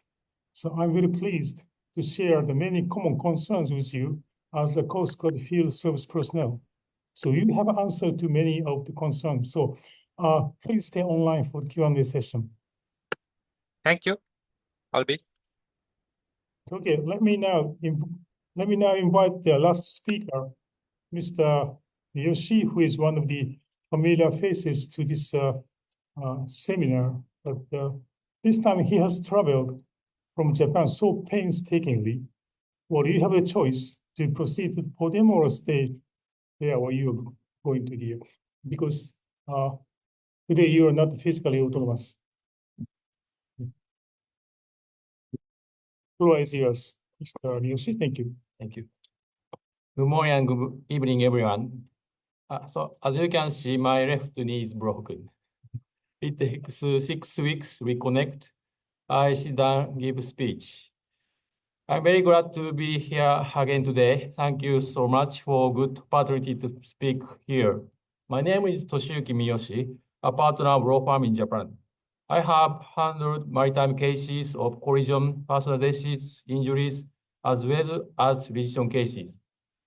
In addition, I'm a member of a laboratory in the Graduate School of Maritime Sciences, Kobe University, and my laboratory also conducts surveys and questionnaires on ship collision cases, legal regulations for autonomous ships, and I have written some papers on these cases. Next slide, please.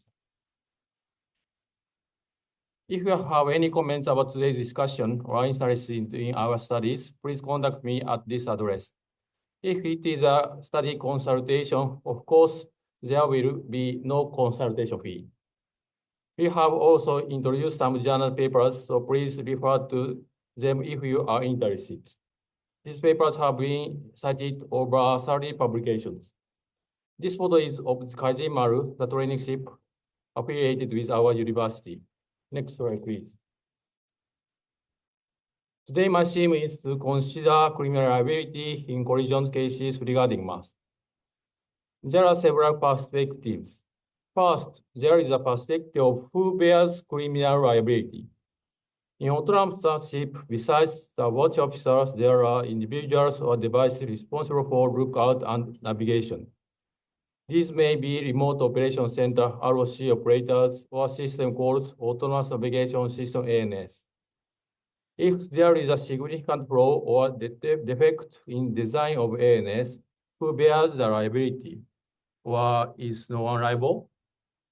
When considering criminal liability in collision cases, it is necessary to determine whose negligence it was.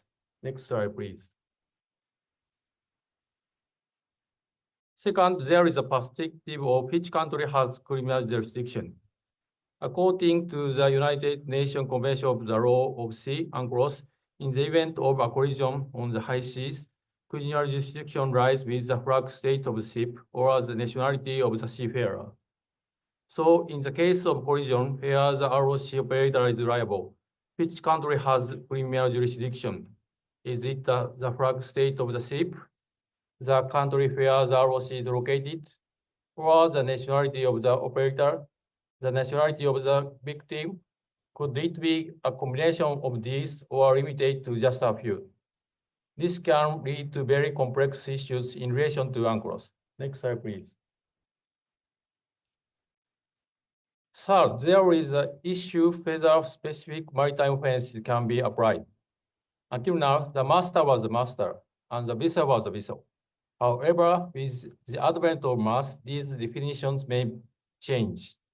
In the case of the offenses that use terms master or vessel, can the ROC operator be held criminal liable?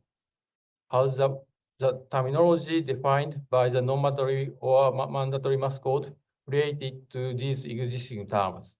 Next slide, please. These are today's agenda items. I'd like to talk about the following three topics. First, I review the number of collisions in maritime incidents in some countries.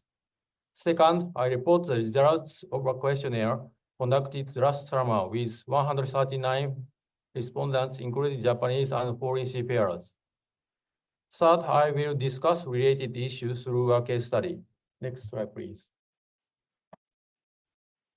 The following table breaks down maritime incident investigations conducted by the Japan Trans Safety Board, JTSB, from 2022 to 2023. Types of maritime incidents include collisions, contact, groundings, floodings, capsizing, fire, fatality or injury, and others. Collisions resulting in fatality injury are classified as collisions. Fatality injuries refer to instances that are not included in collisions, contacts, grounding, etc.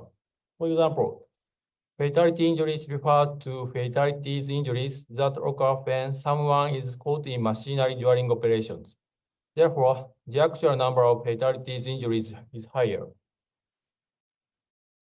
In each of the year 2022, 2020, 2021, 2022, and 2023, collisions topped the list in terms of percentage.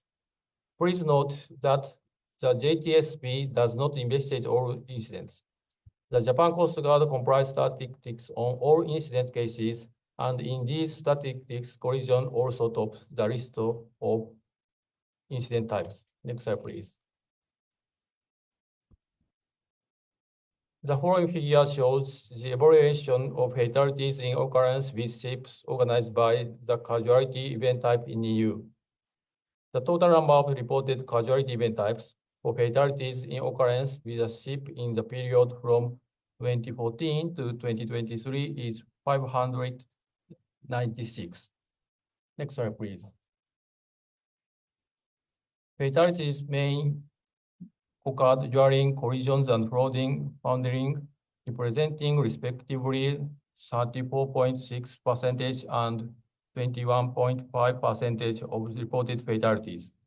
It should be noted that the method of compiling statistics by JTSB differs slightly. In Japan, collisions and casualty are counted separately, whereas the EU does not follow this method. Next slide, please.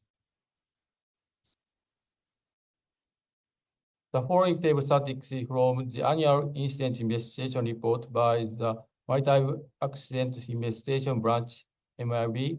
This table shows casualties in merchant vessel by nature of casualty and vessel category in 2023.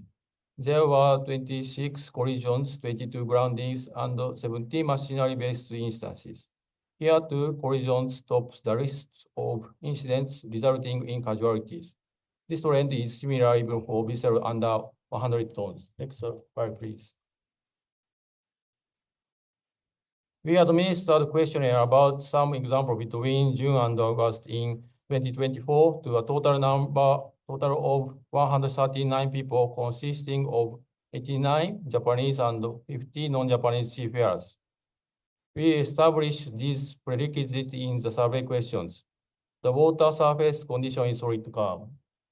The surrounding vessel condition is non-congested. The size of the sea area is not narrow waterway. There is no wind. The time of day is daytime. The wave and waves height are low. The tidal current is almost 0 knots. Also, we establish assumption that the vessel and the other vessel are of the same type. The questionnaire instructed respondents to select the type of vessel they would like to respond to in the event of an incident between two types of vessel from the following options. In addition, the maneuverability and water depth are assumed to be adequate, and the draft is assumed to be equal for both vessels. For example, if we choose container ship 2, right, it is assumed that this vessel and the other vessel A, B, and C are all container ship type 2. Next slide, please. Chart 1 shows the range respondent ages. The range is well balanced. Chart 2 shows the license type of the 130 seafarers. 65% of them have a grade 1 license. Next slide, please.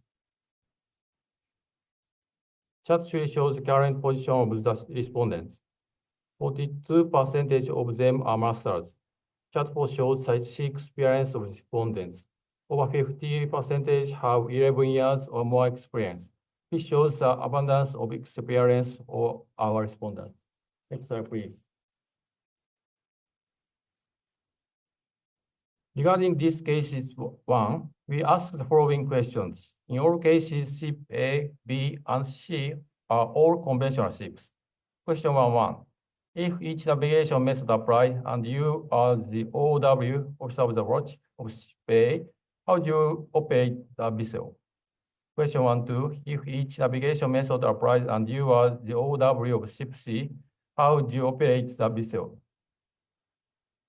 The application of each navigation method means that the crossing vessel rule applies between ship A and B, the overtaking rule applies between ship A and C, and the head-on rules applies between ship B and C. The answer respondents are on the next slide. Next slide, please. Please refer to table 1. The responses from OW ship A are largely divided into starboard, throwdown, and others. Please see the table 2. Among the responses from OW of ship C, about 60% indicated to alter her course to starboard. If the timing of altering her course to starboard of ship C is right, and ship A select to alter her course to starboard, there may be a risk of collision. Additionally, from table 2, it can be observed that many of OW of ship C in this situation select head-on rules rather than overtaking rules. Next slide, please. Regarding this case 2, we asked the following questions. Question 2-1, if each navigation method applies and you are the OW of ship A, how do you operate the vessel? Question 2-2, if each navigation method applies and you are the OW of ship B, how do you operate the vessel?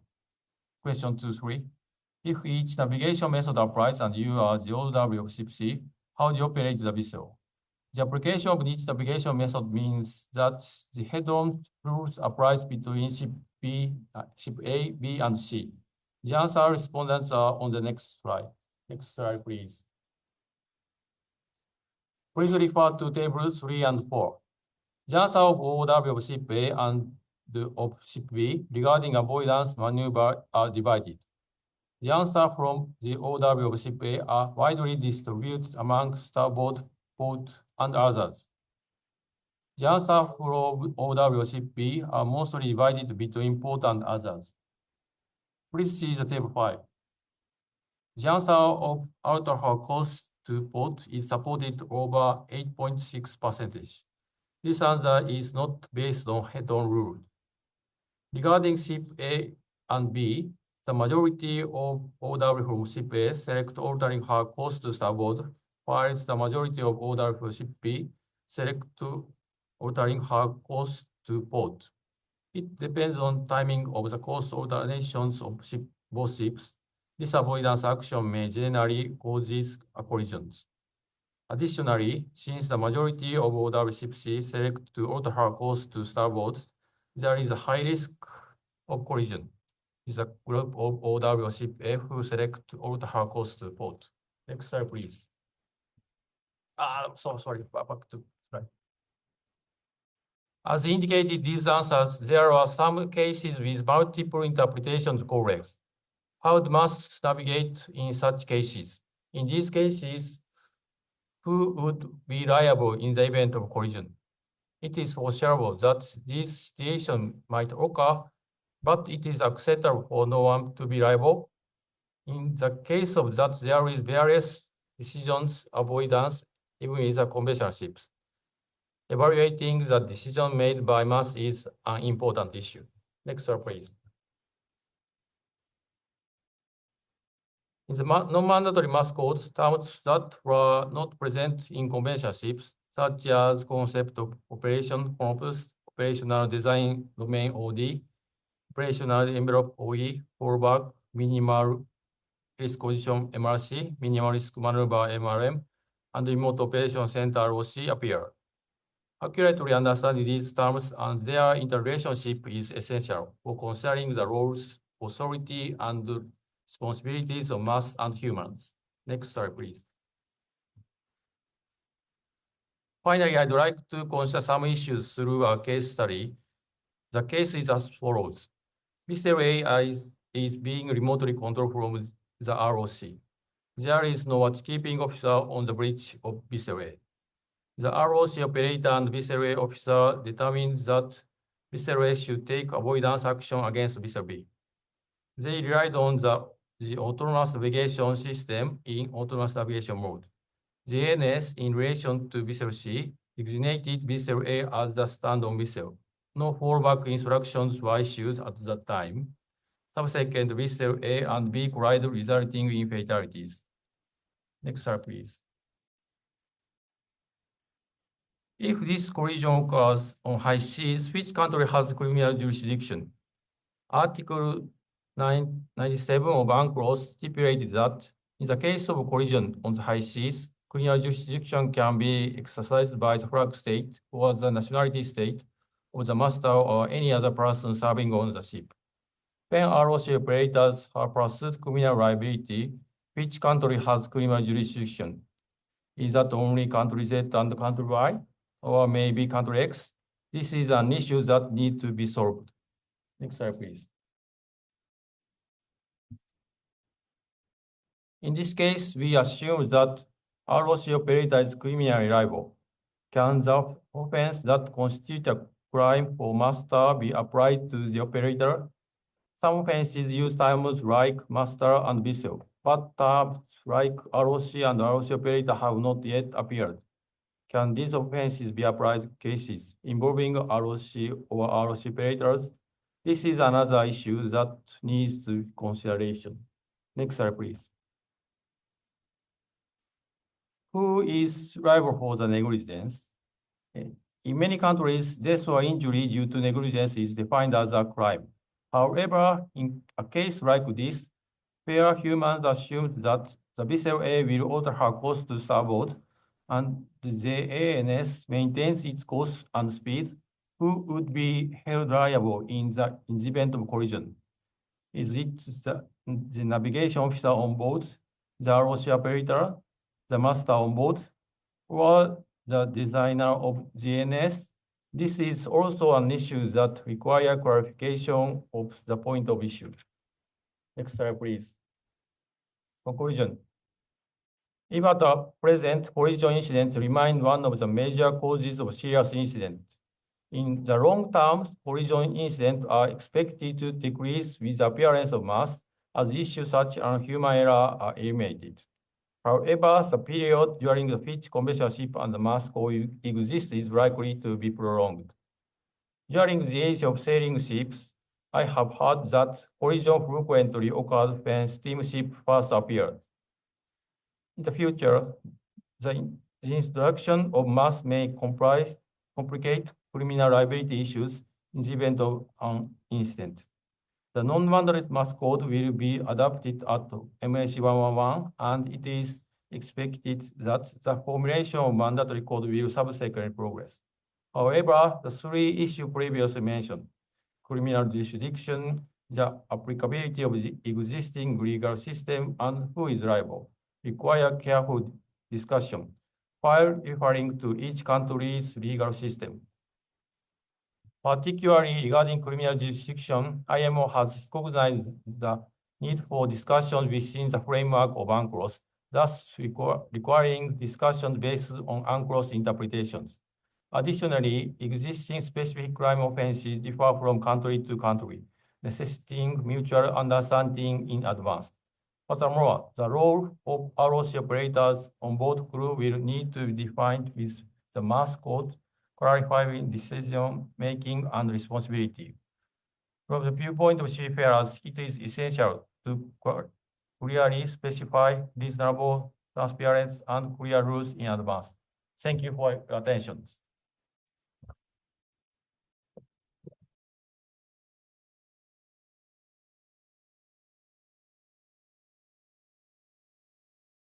Thank you, Mr. Miyoshi, for your presentation. Looking at the time, I was surprised that all the presentations were finished within the given time frame. And it's good for us, we can have the sufficient time for Q&A session. So this last panel was a well-balanced mixture of operational, legal, and engineering observations. I have received a few questions online. I will first try to pick up the question directed to Dr. Kim. The question reads, in degree 4 mass, which is fully automated, has it been taken into account that there are areas in the world that are a blind spot to internet and communications? What are the ways forward?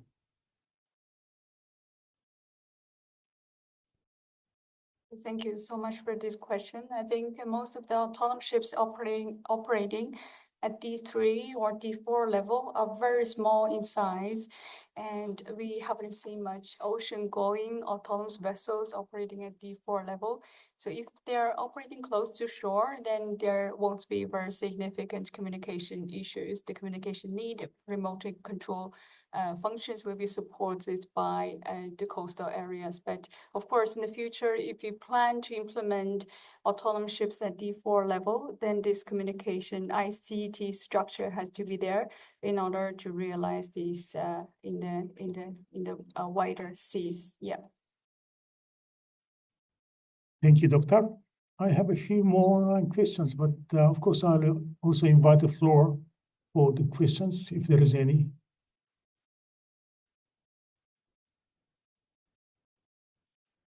We have sufficient time, and we are not yet very hungry. Okay, next question, I will pick up the one to Dr. Murata. The question reads, is there any ship in Japan gaining classification rotation for autonomous for navigation, maneuvering, collision detection, and avoidance? May I? Okay, thank you. The question about me, and I think that rotation means notation. So far, in Japan, any ship is not certified as the autonomous ship. But in technical developing autonomous system, we follow the guidelines shown by the LK, Japanese Classification Society, and the Japanese government. Of course, we keep watching the discussion in IMO. And also we are developing the program to establish the program for certification for autonomous system in the Meguri 2040 project. Thank you. Thank you, Dr. Murata, for the answering. Any other observation or comment to what was answered by the two previous speakers? Yes, Captain Nakamura, please.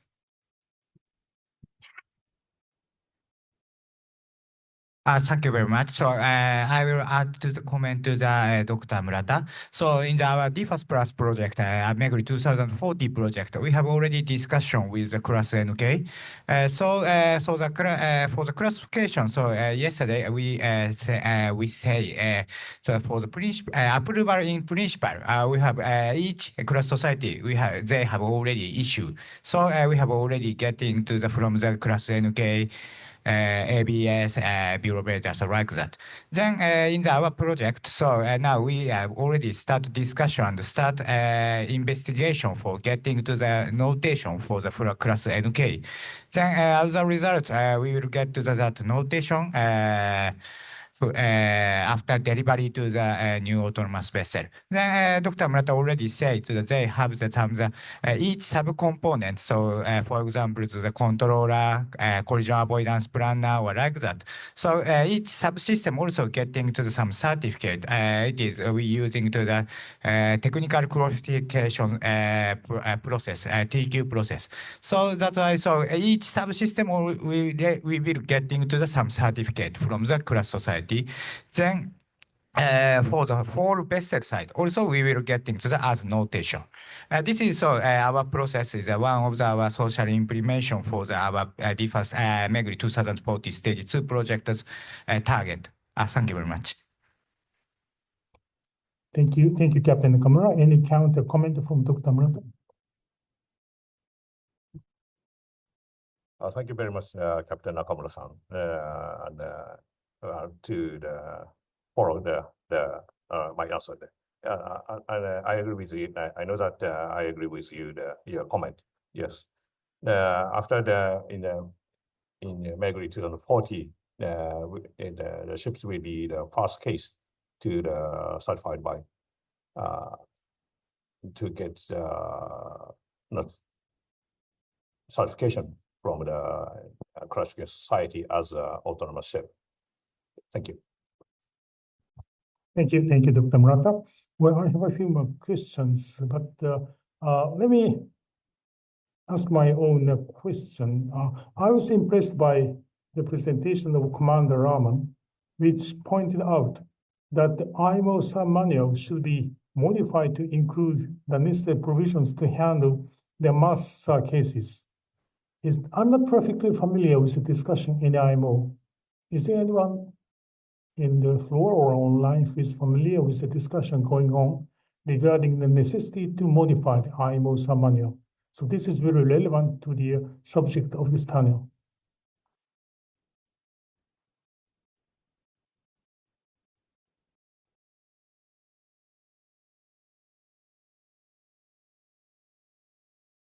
Anybody? Yes, please. Thank you. A colleague and I are in the working group, and we think it hasn't been discussed yet. So there's probably work to be done when IMO makes its final decisions about the code. Thank you. Thank you for your comment. Well, this is the future challenge when we accumulate the lessons learned, and we will always need to bear in mind that IMO sub-manual is a universal, the standard for the global sub-operators. And if the mass operations included in the IMO sub-manual, this will help us a lot. Thank you. There's one more question, but if there is nothing from the floor, I have one more online question to me, which reads, for the time being, is there any national law to regulate the mass navigation in Japan, in Japanese waters? And then will the mass operation affect the compulsory pilotage in Japanese waters? Well, I'm not very much a legal discussion expert in this respect, if there is any expert from Japan who is familiar with the regulatory framework for the future mass world, especially in terms of pilotage and the national law regarding the mass navigation. I don't think there is any established new legislation covering this area, but I just want to know if there is any ongoing discussion in this respect. I think Professor Shimizu may have some insight to this problem. Yeah, thank you. And I'm Etsuro Shimizu. I'm a professor of Tokyo University and Marine Science and Technology. I'm one member of the legal framework in Japan, concerning the mass and legal framework for the mass in Japan. So in Japan, not concerning and modify and changes the current rules and regulations right now. Basically, and we check the current technology and apply with no change any regulation right now. Of course, maybe future we need to discuss about that, but in right now we don't care about. We don't consider about that. We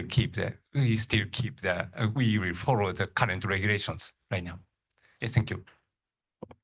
Thank you, Professor, for the comment, and that is the more or less the same as understanding as mine. Thank you very much. I have one more question directed to Dr. Murata. Yes. The question reads, what will be the operational plan for MASS during port operation, during docking and undocking, and the use of mandatory pilot and tug assistance in the absence of human? Yeah.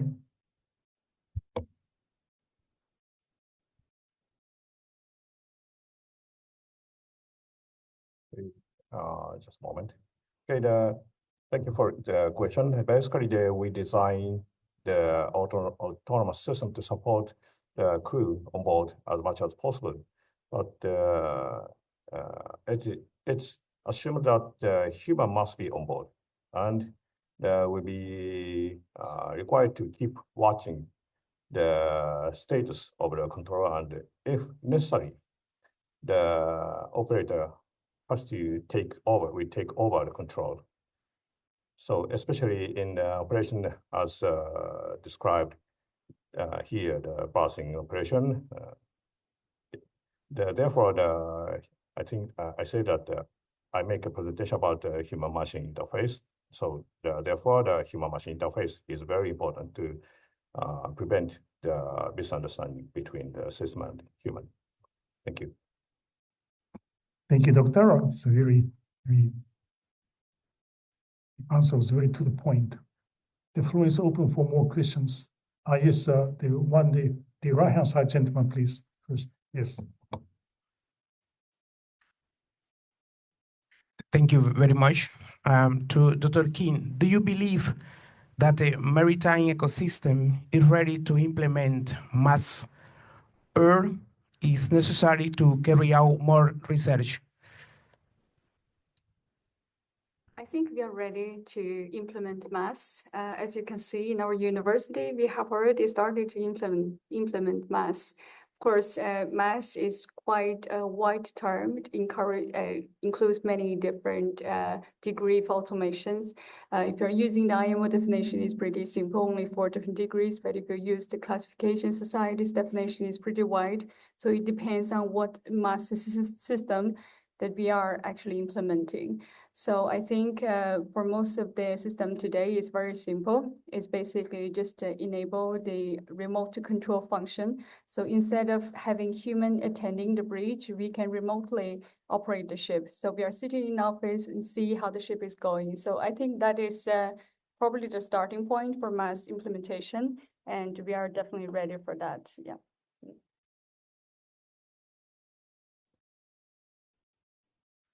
Okay, thank you, Doctor. Now I see one more gentleman raising a hand, please.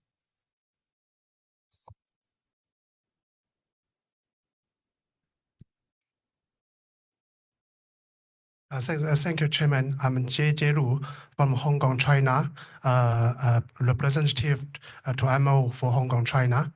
I have one question to Dr. King. In your presentation, you show us have a degree 4 level of the autonomous.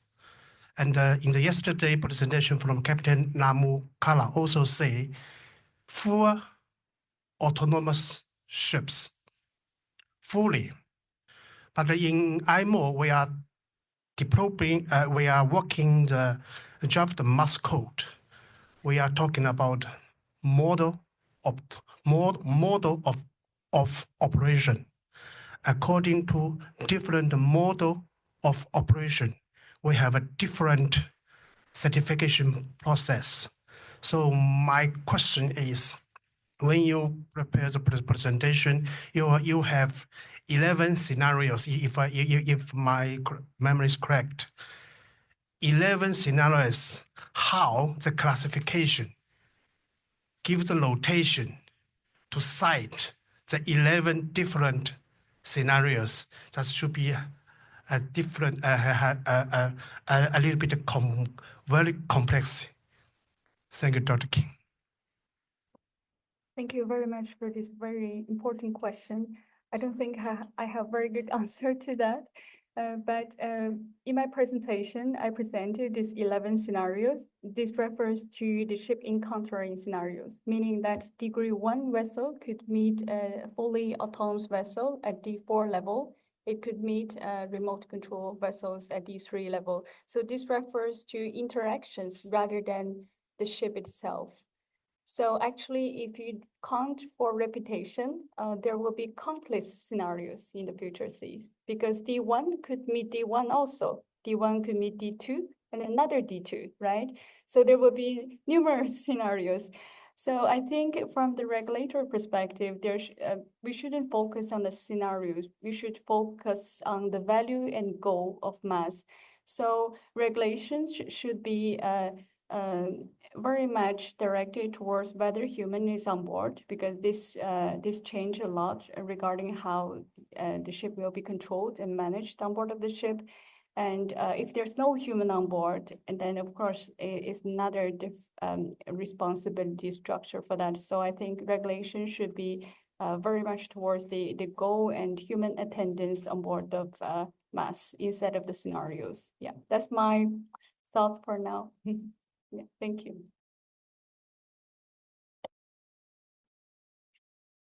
Thank you very much for talking. And I also have one question for Captain Nakamura, if I can. If I can.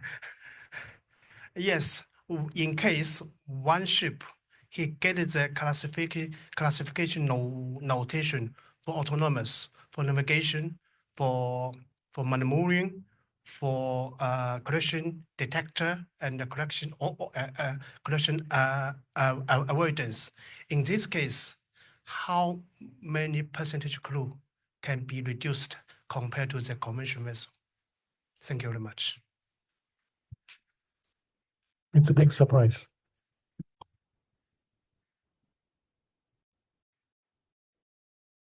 Thank you very much. It is a good question. So, firstly, so for the cross society, this is so they are checking the only capability for the that functions. So it means so they can check to the that function is good or not.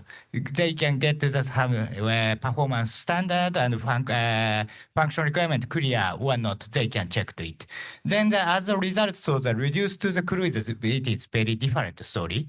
Then in the Japan side, now we need to, that's why so we are very important to collect to the data. So firstly, so that function is approval, so enough function. Then continuous using. Then at this time, so we will check to the crew's workload, MLC working time or something. Then in case of the crew have the enough working time, especially as you know, we have the MLC rule or something. So if we can keep that working time, so maybe in the next step, we can discuss to the manning level or something. This is so we have already started discussions step by step. Is it okay?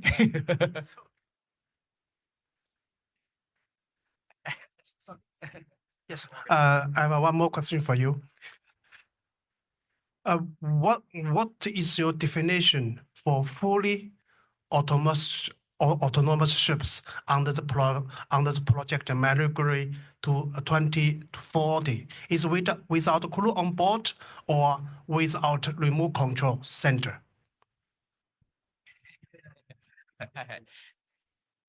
Thank you very much. So yesterday, I explained to our project target. So we say to the fully autonomous, it means crew is on board, but navigation duties unmanned. It means yes. So, and also our in this time project target is remote control center is standby to the like a chief engineer, then one engineer on board. So one chief like a chief engineer in remote control center, they can control to the 4 to 5 vessel. Like that. Then normally in Japanese regulation, we must onboard the 2 engineer in the coastal water. If in case of the we will try to develop to the only one engineer on board. This is first step. Then second step is in case of the we can check to the engine plant for the remotely. So maybe next step we can discussion. So you say to the reducing crew. So it is in the future discussion like that. Firstly, so we try to develop that function.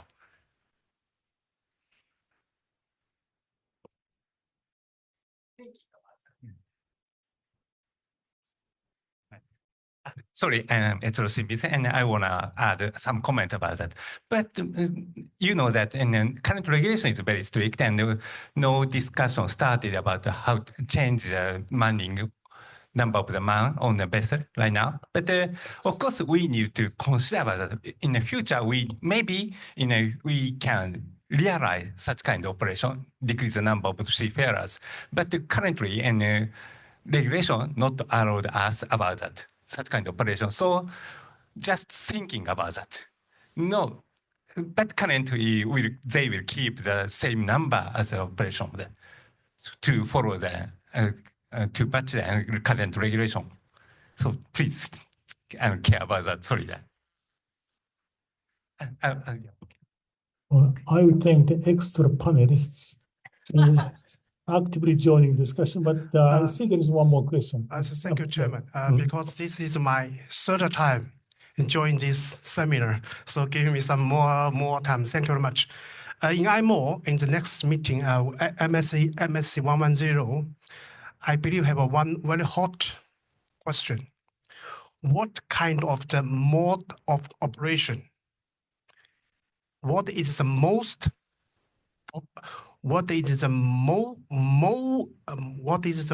popular mode operation in the beginning stage of the mass?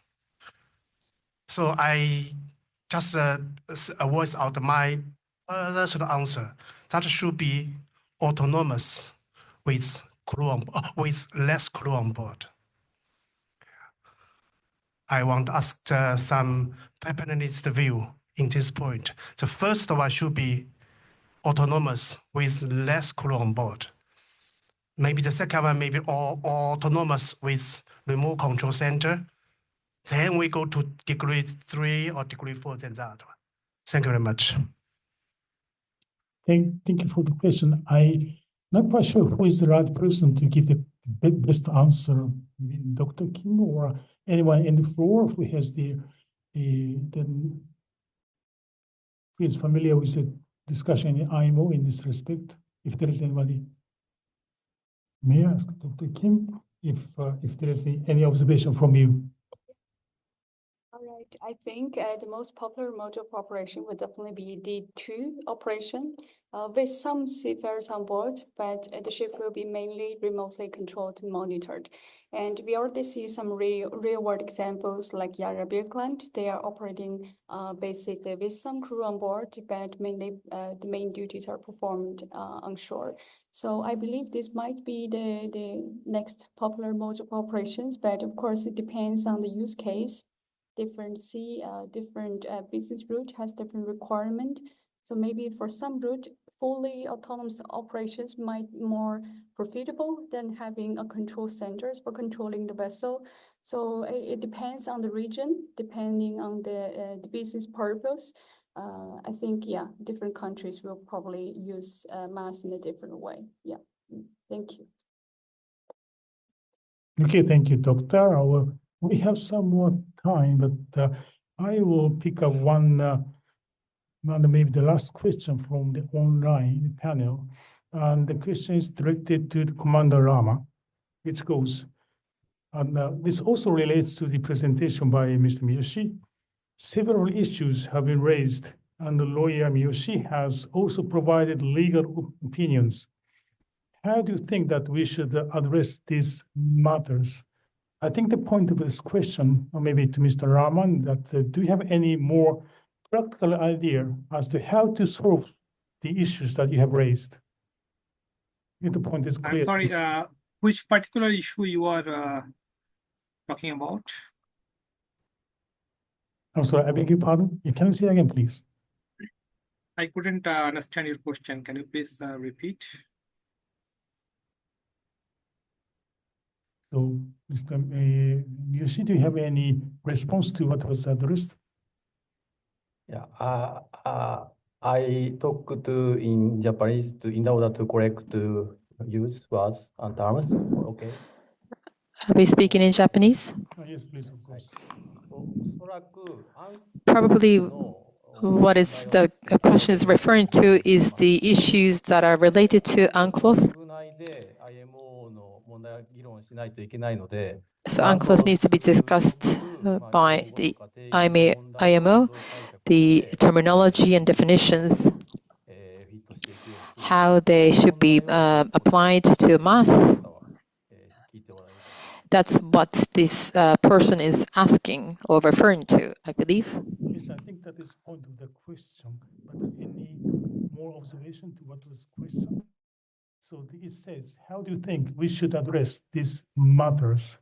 So the practical solutions to the questions raised would be what? Is the point of the question, I suppose.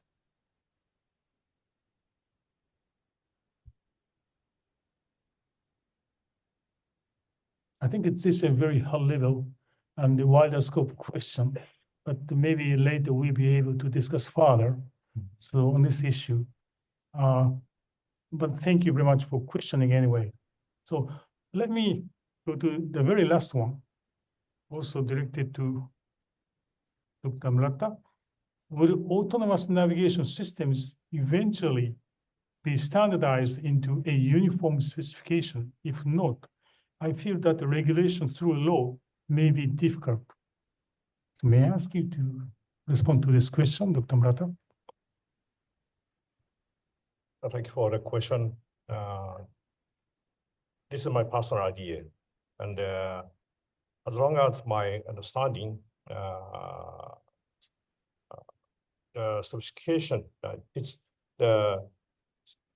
should be uniform as standardized for the autonomous system. But depending on the level of the detail, how detailed should be described as specification. It must be decided depending on the operation or the area or of the ships that carry out operated and so on. But at least from our point of view, as an engineering point of view, if the regulation is not standardized, maybe I will be so embarrassed because when we produce the system and so on, design the system,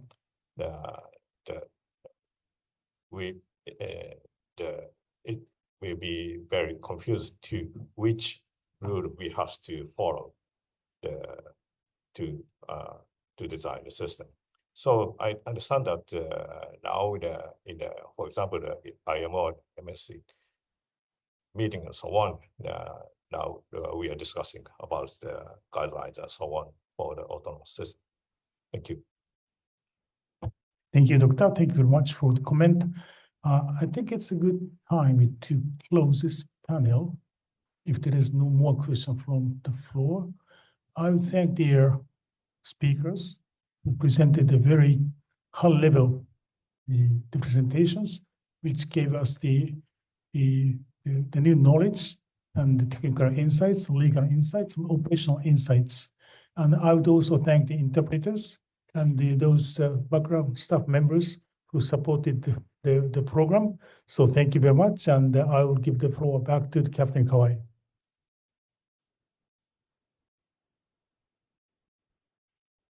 Thank you very much for variety of discussion from the view of the operational, academic, and manufacturing and legal aspect. Thank you very much. And please take photo, please.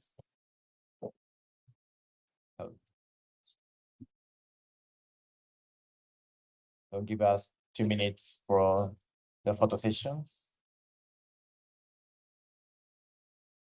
Oh,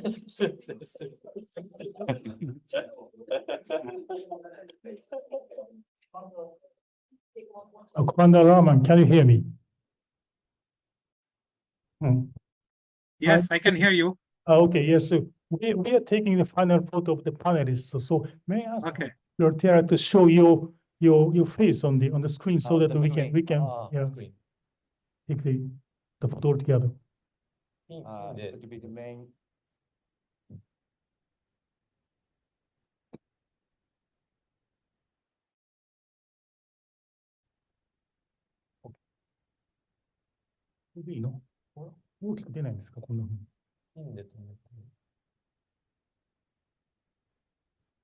I just wonder if we can see the command.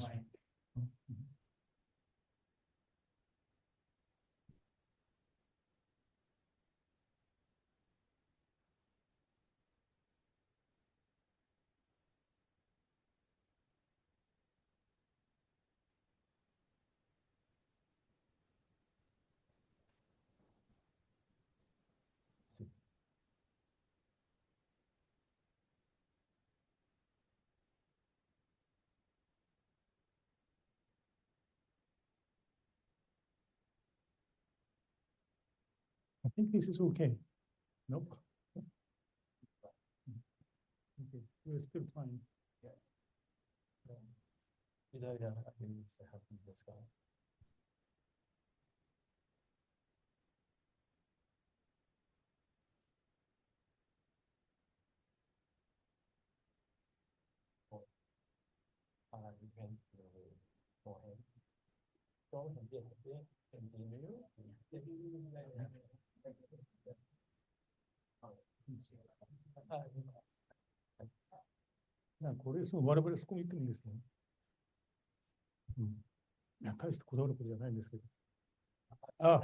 Okay, now we are ready.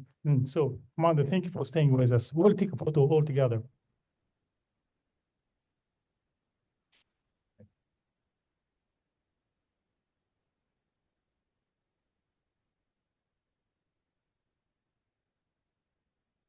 So, thank you, Commander, for staying with us. Thank you. Thank you very much.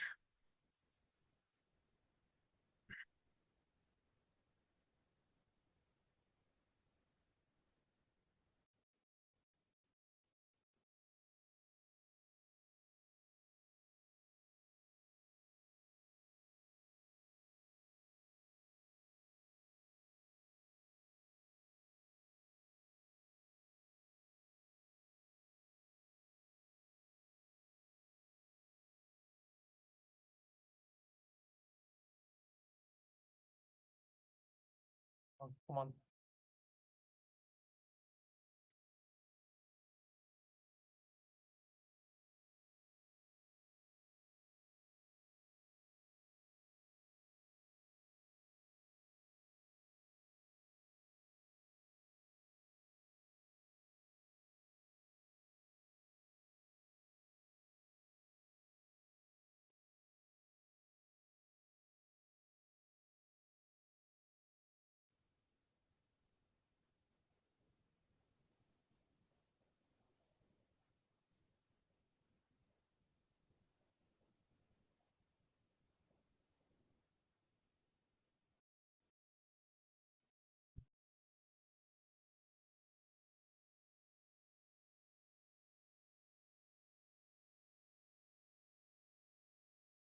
Thank you very much for patience.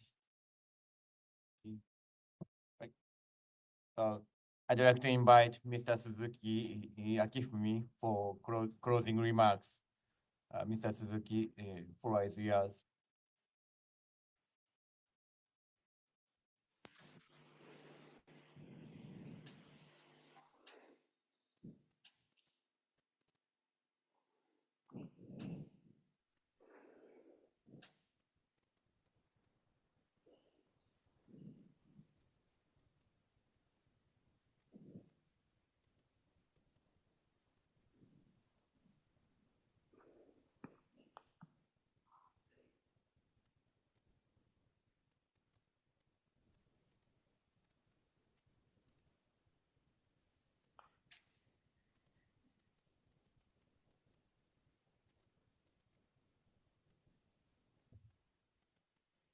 Mr. Suzuki, can you hear me?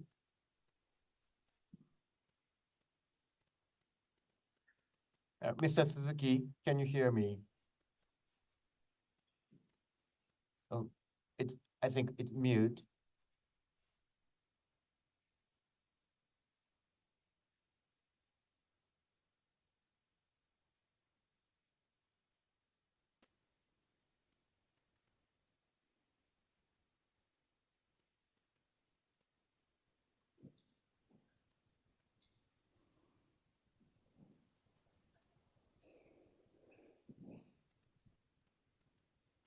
So could you start again, please, sir?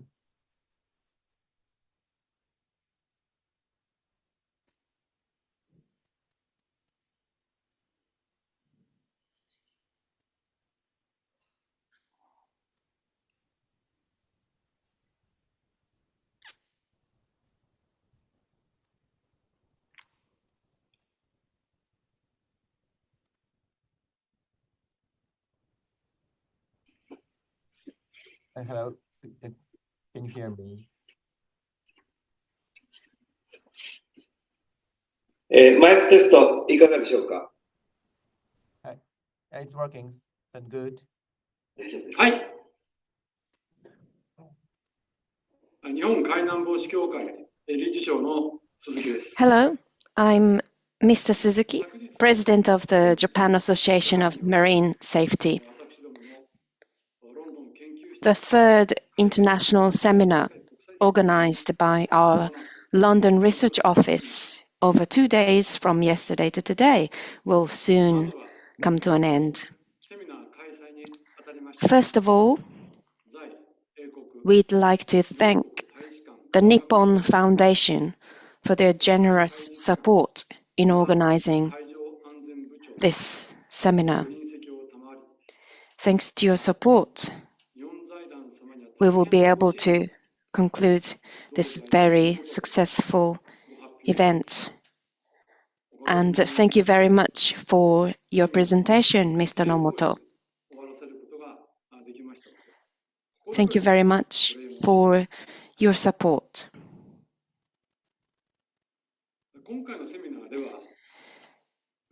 Thank you to the many more participants in this year's seminar, including online audience from about 50 countries, far exceeding the number of participants last year.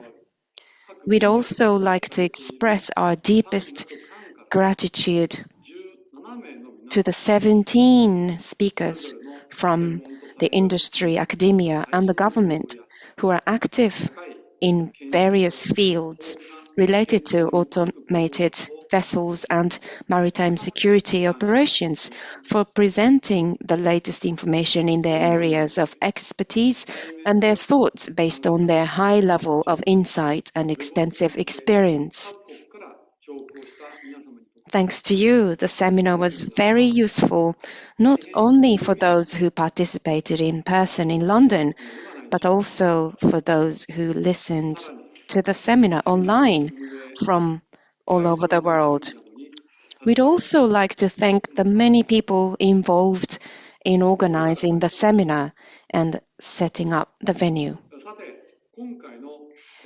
The aim of this seminar, based on the results of the first and second seminars was to focus in particular on unmanned systems and to consider how Coast Guard agencies can prepare for, respond to, and contribute to society in the future.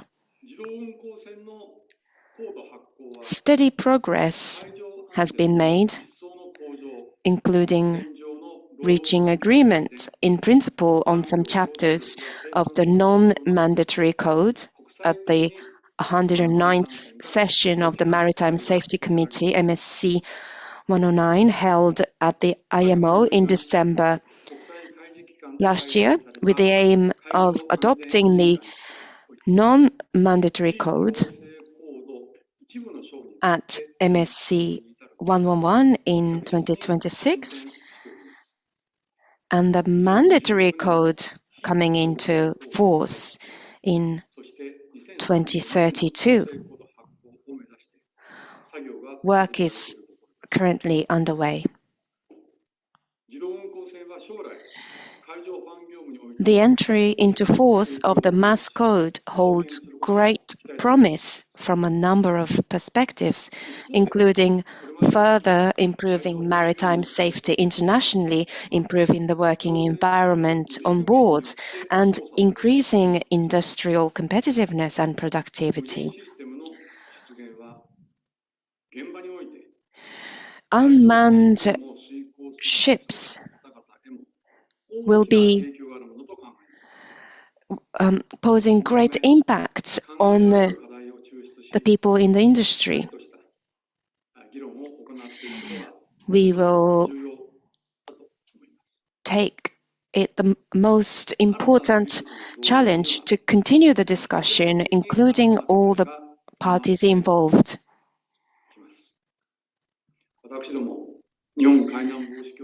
New challenges require fruitful discussions.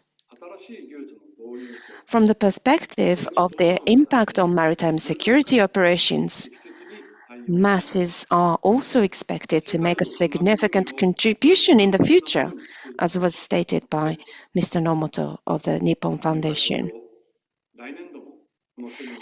Next year, we are hoping to organize this seminar again, as we did this year, and sincerely hope to see you all again in a year's time.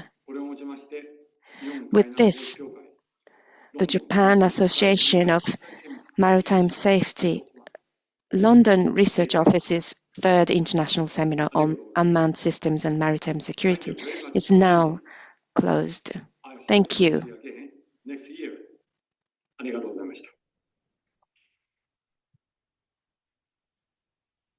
So it's time to close the 2-day seminar. Thank you very much again. See you next year. Bye bye.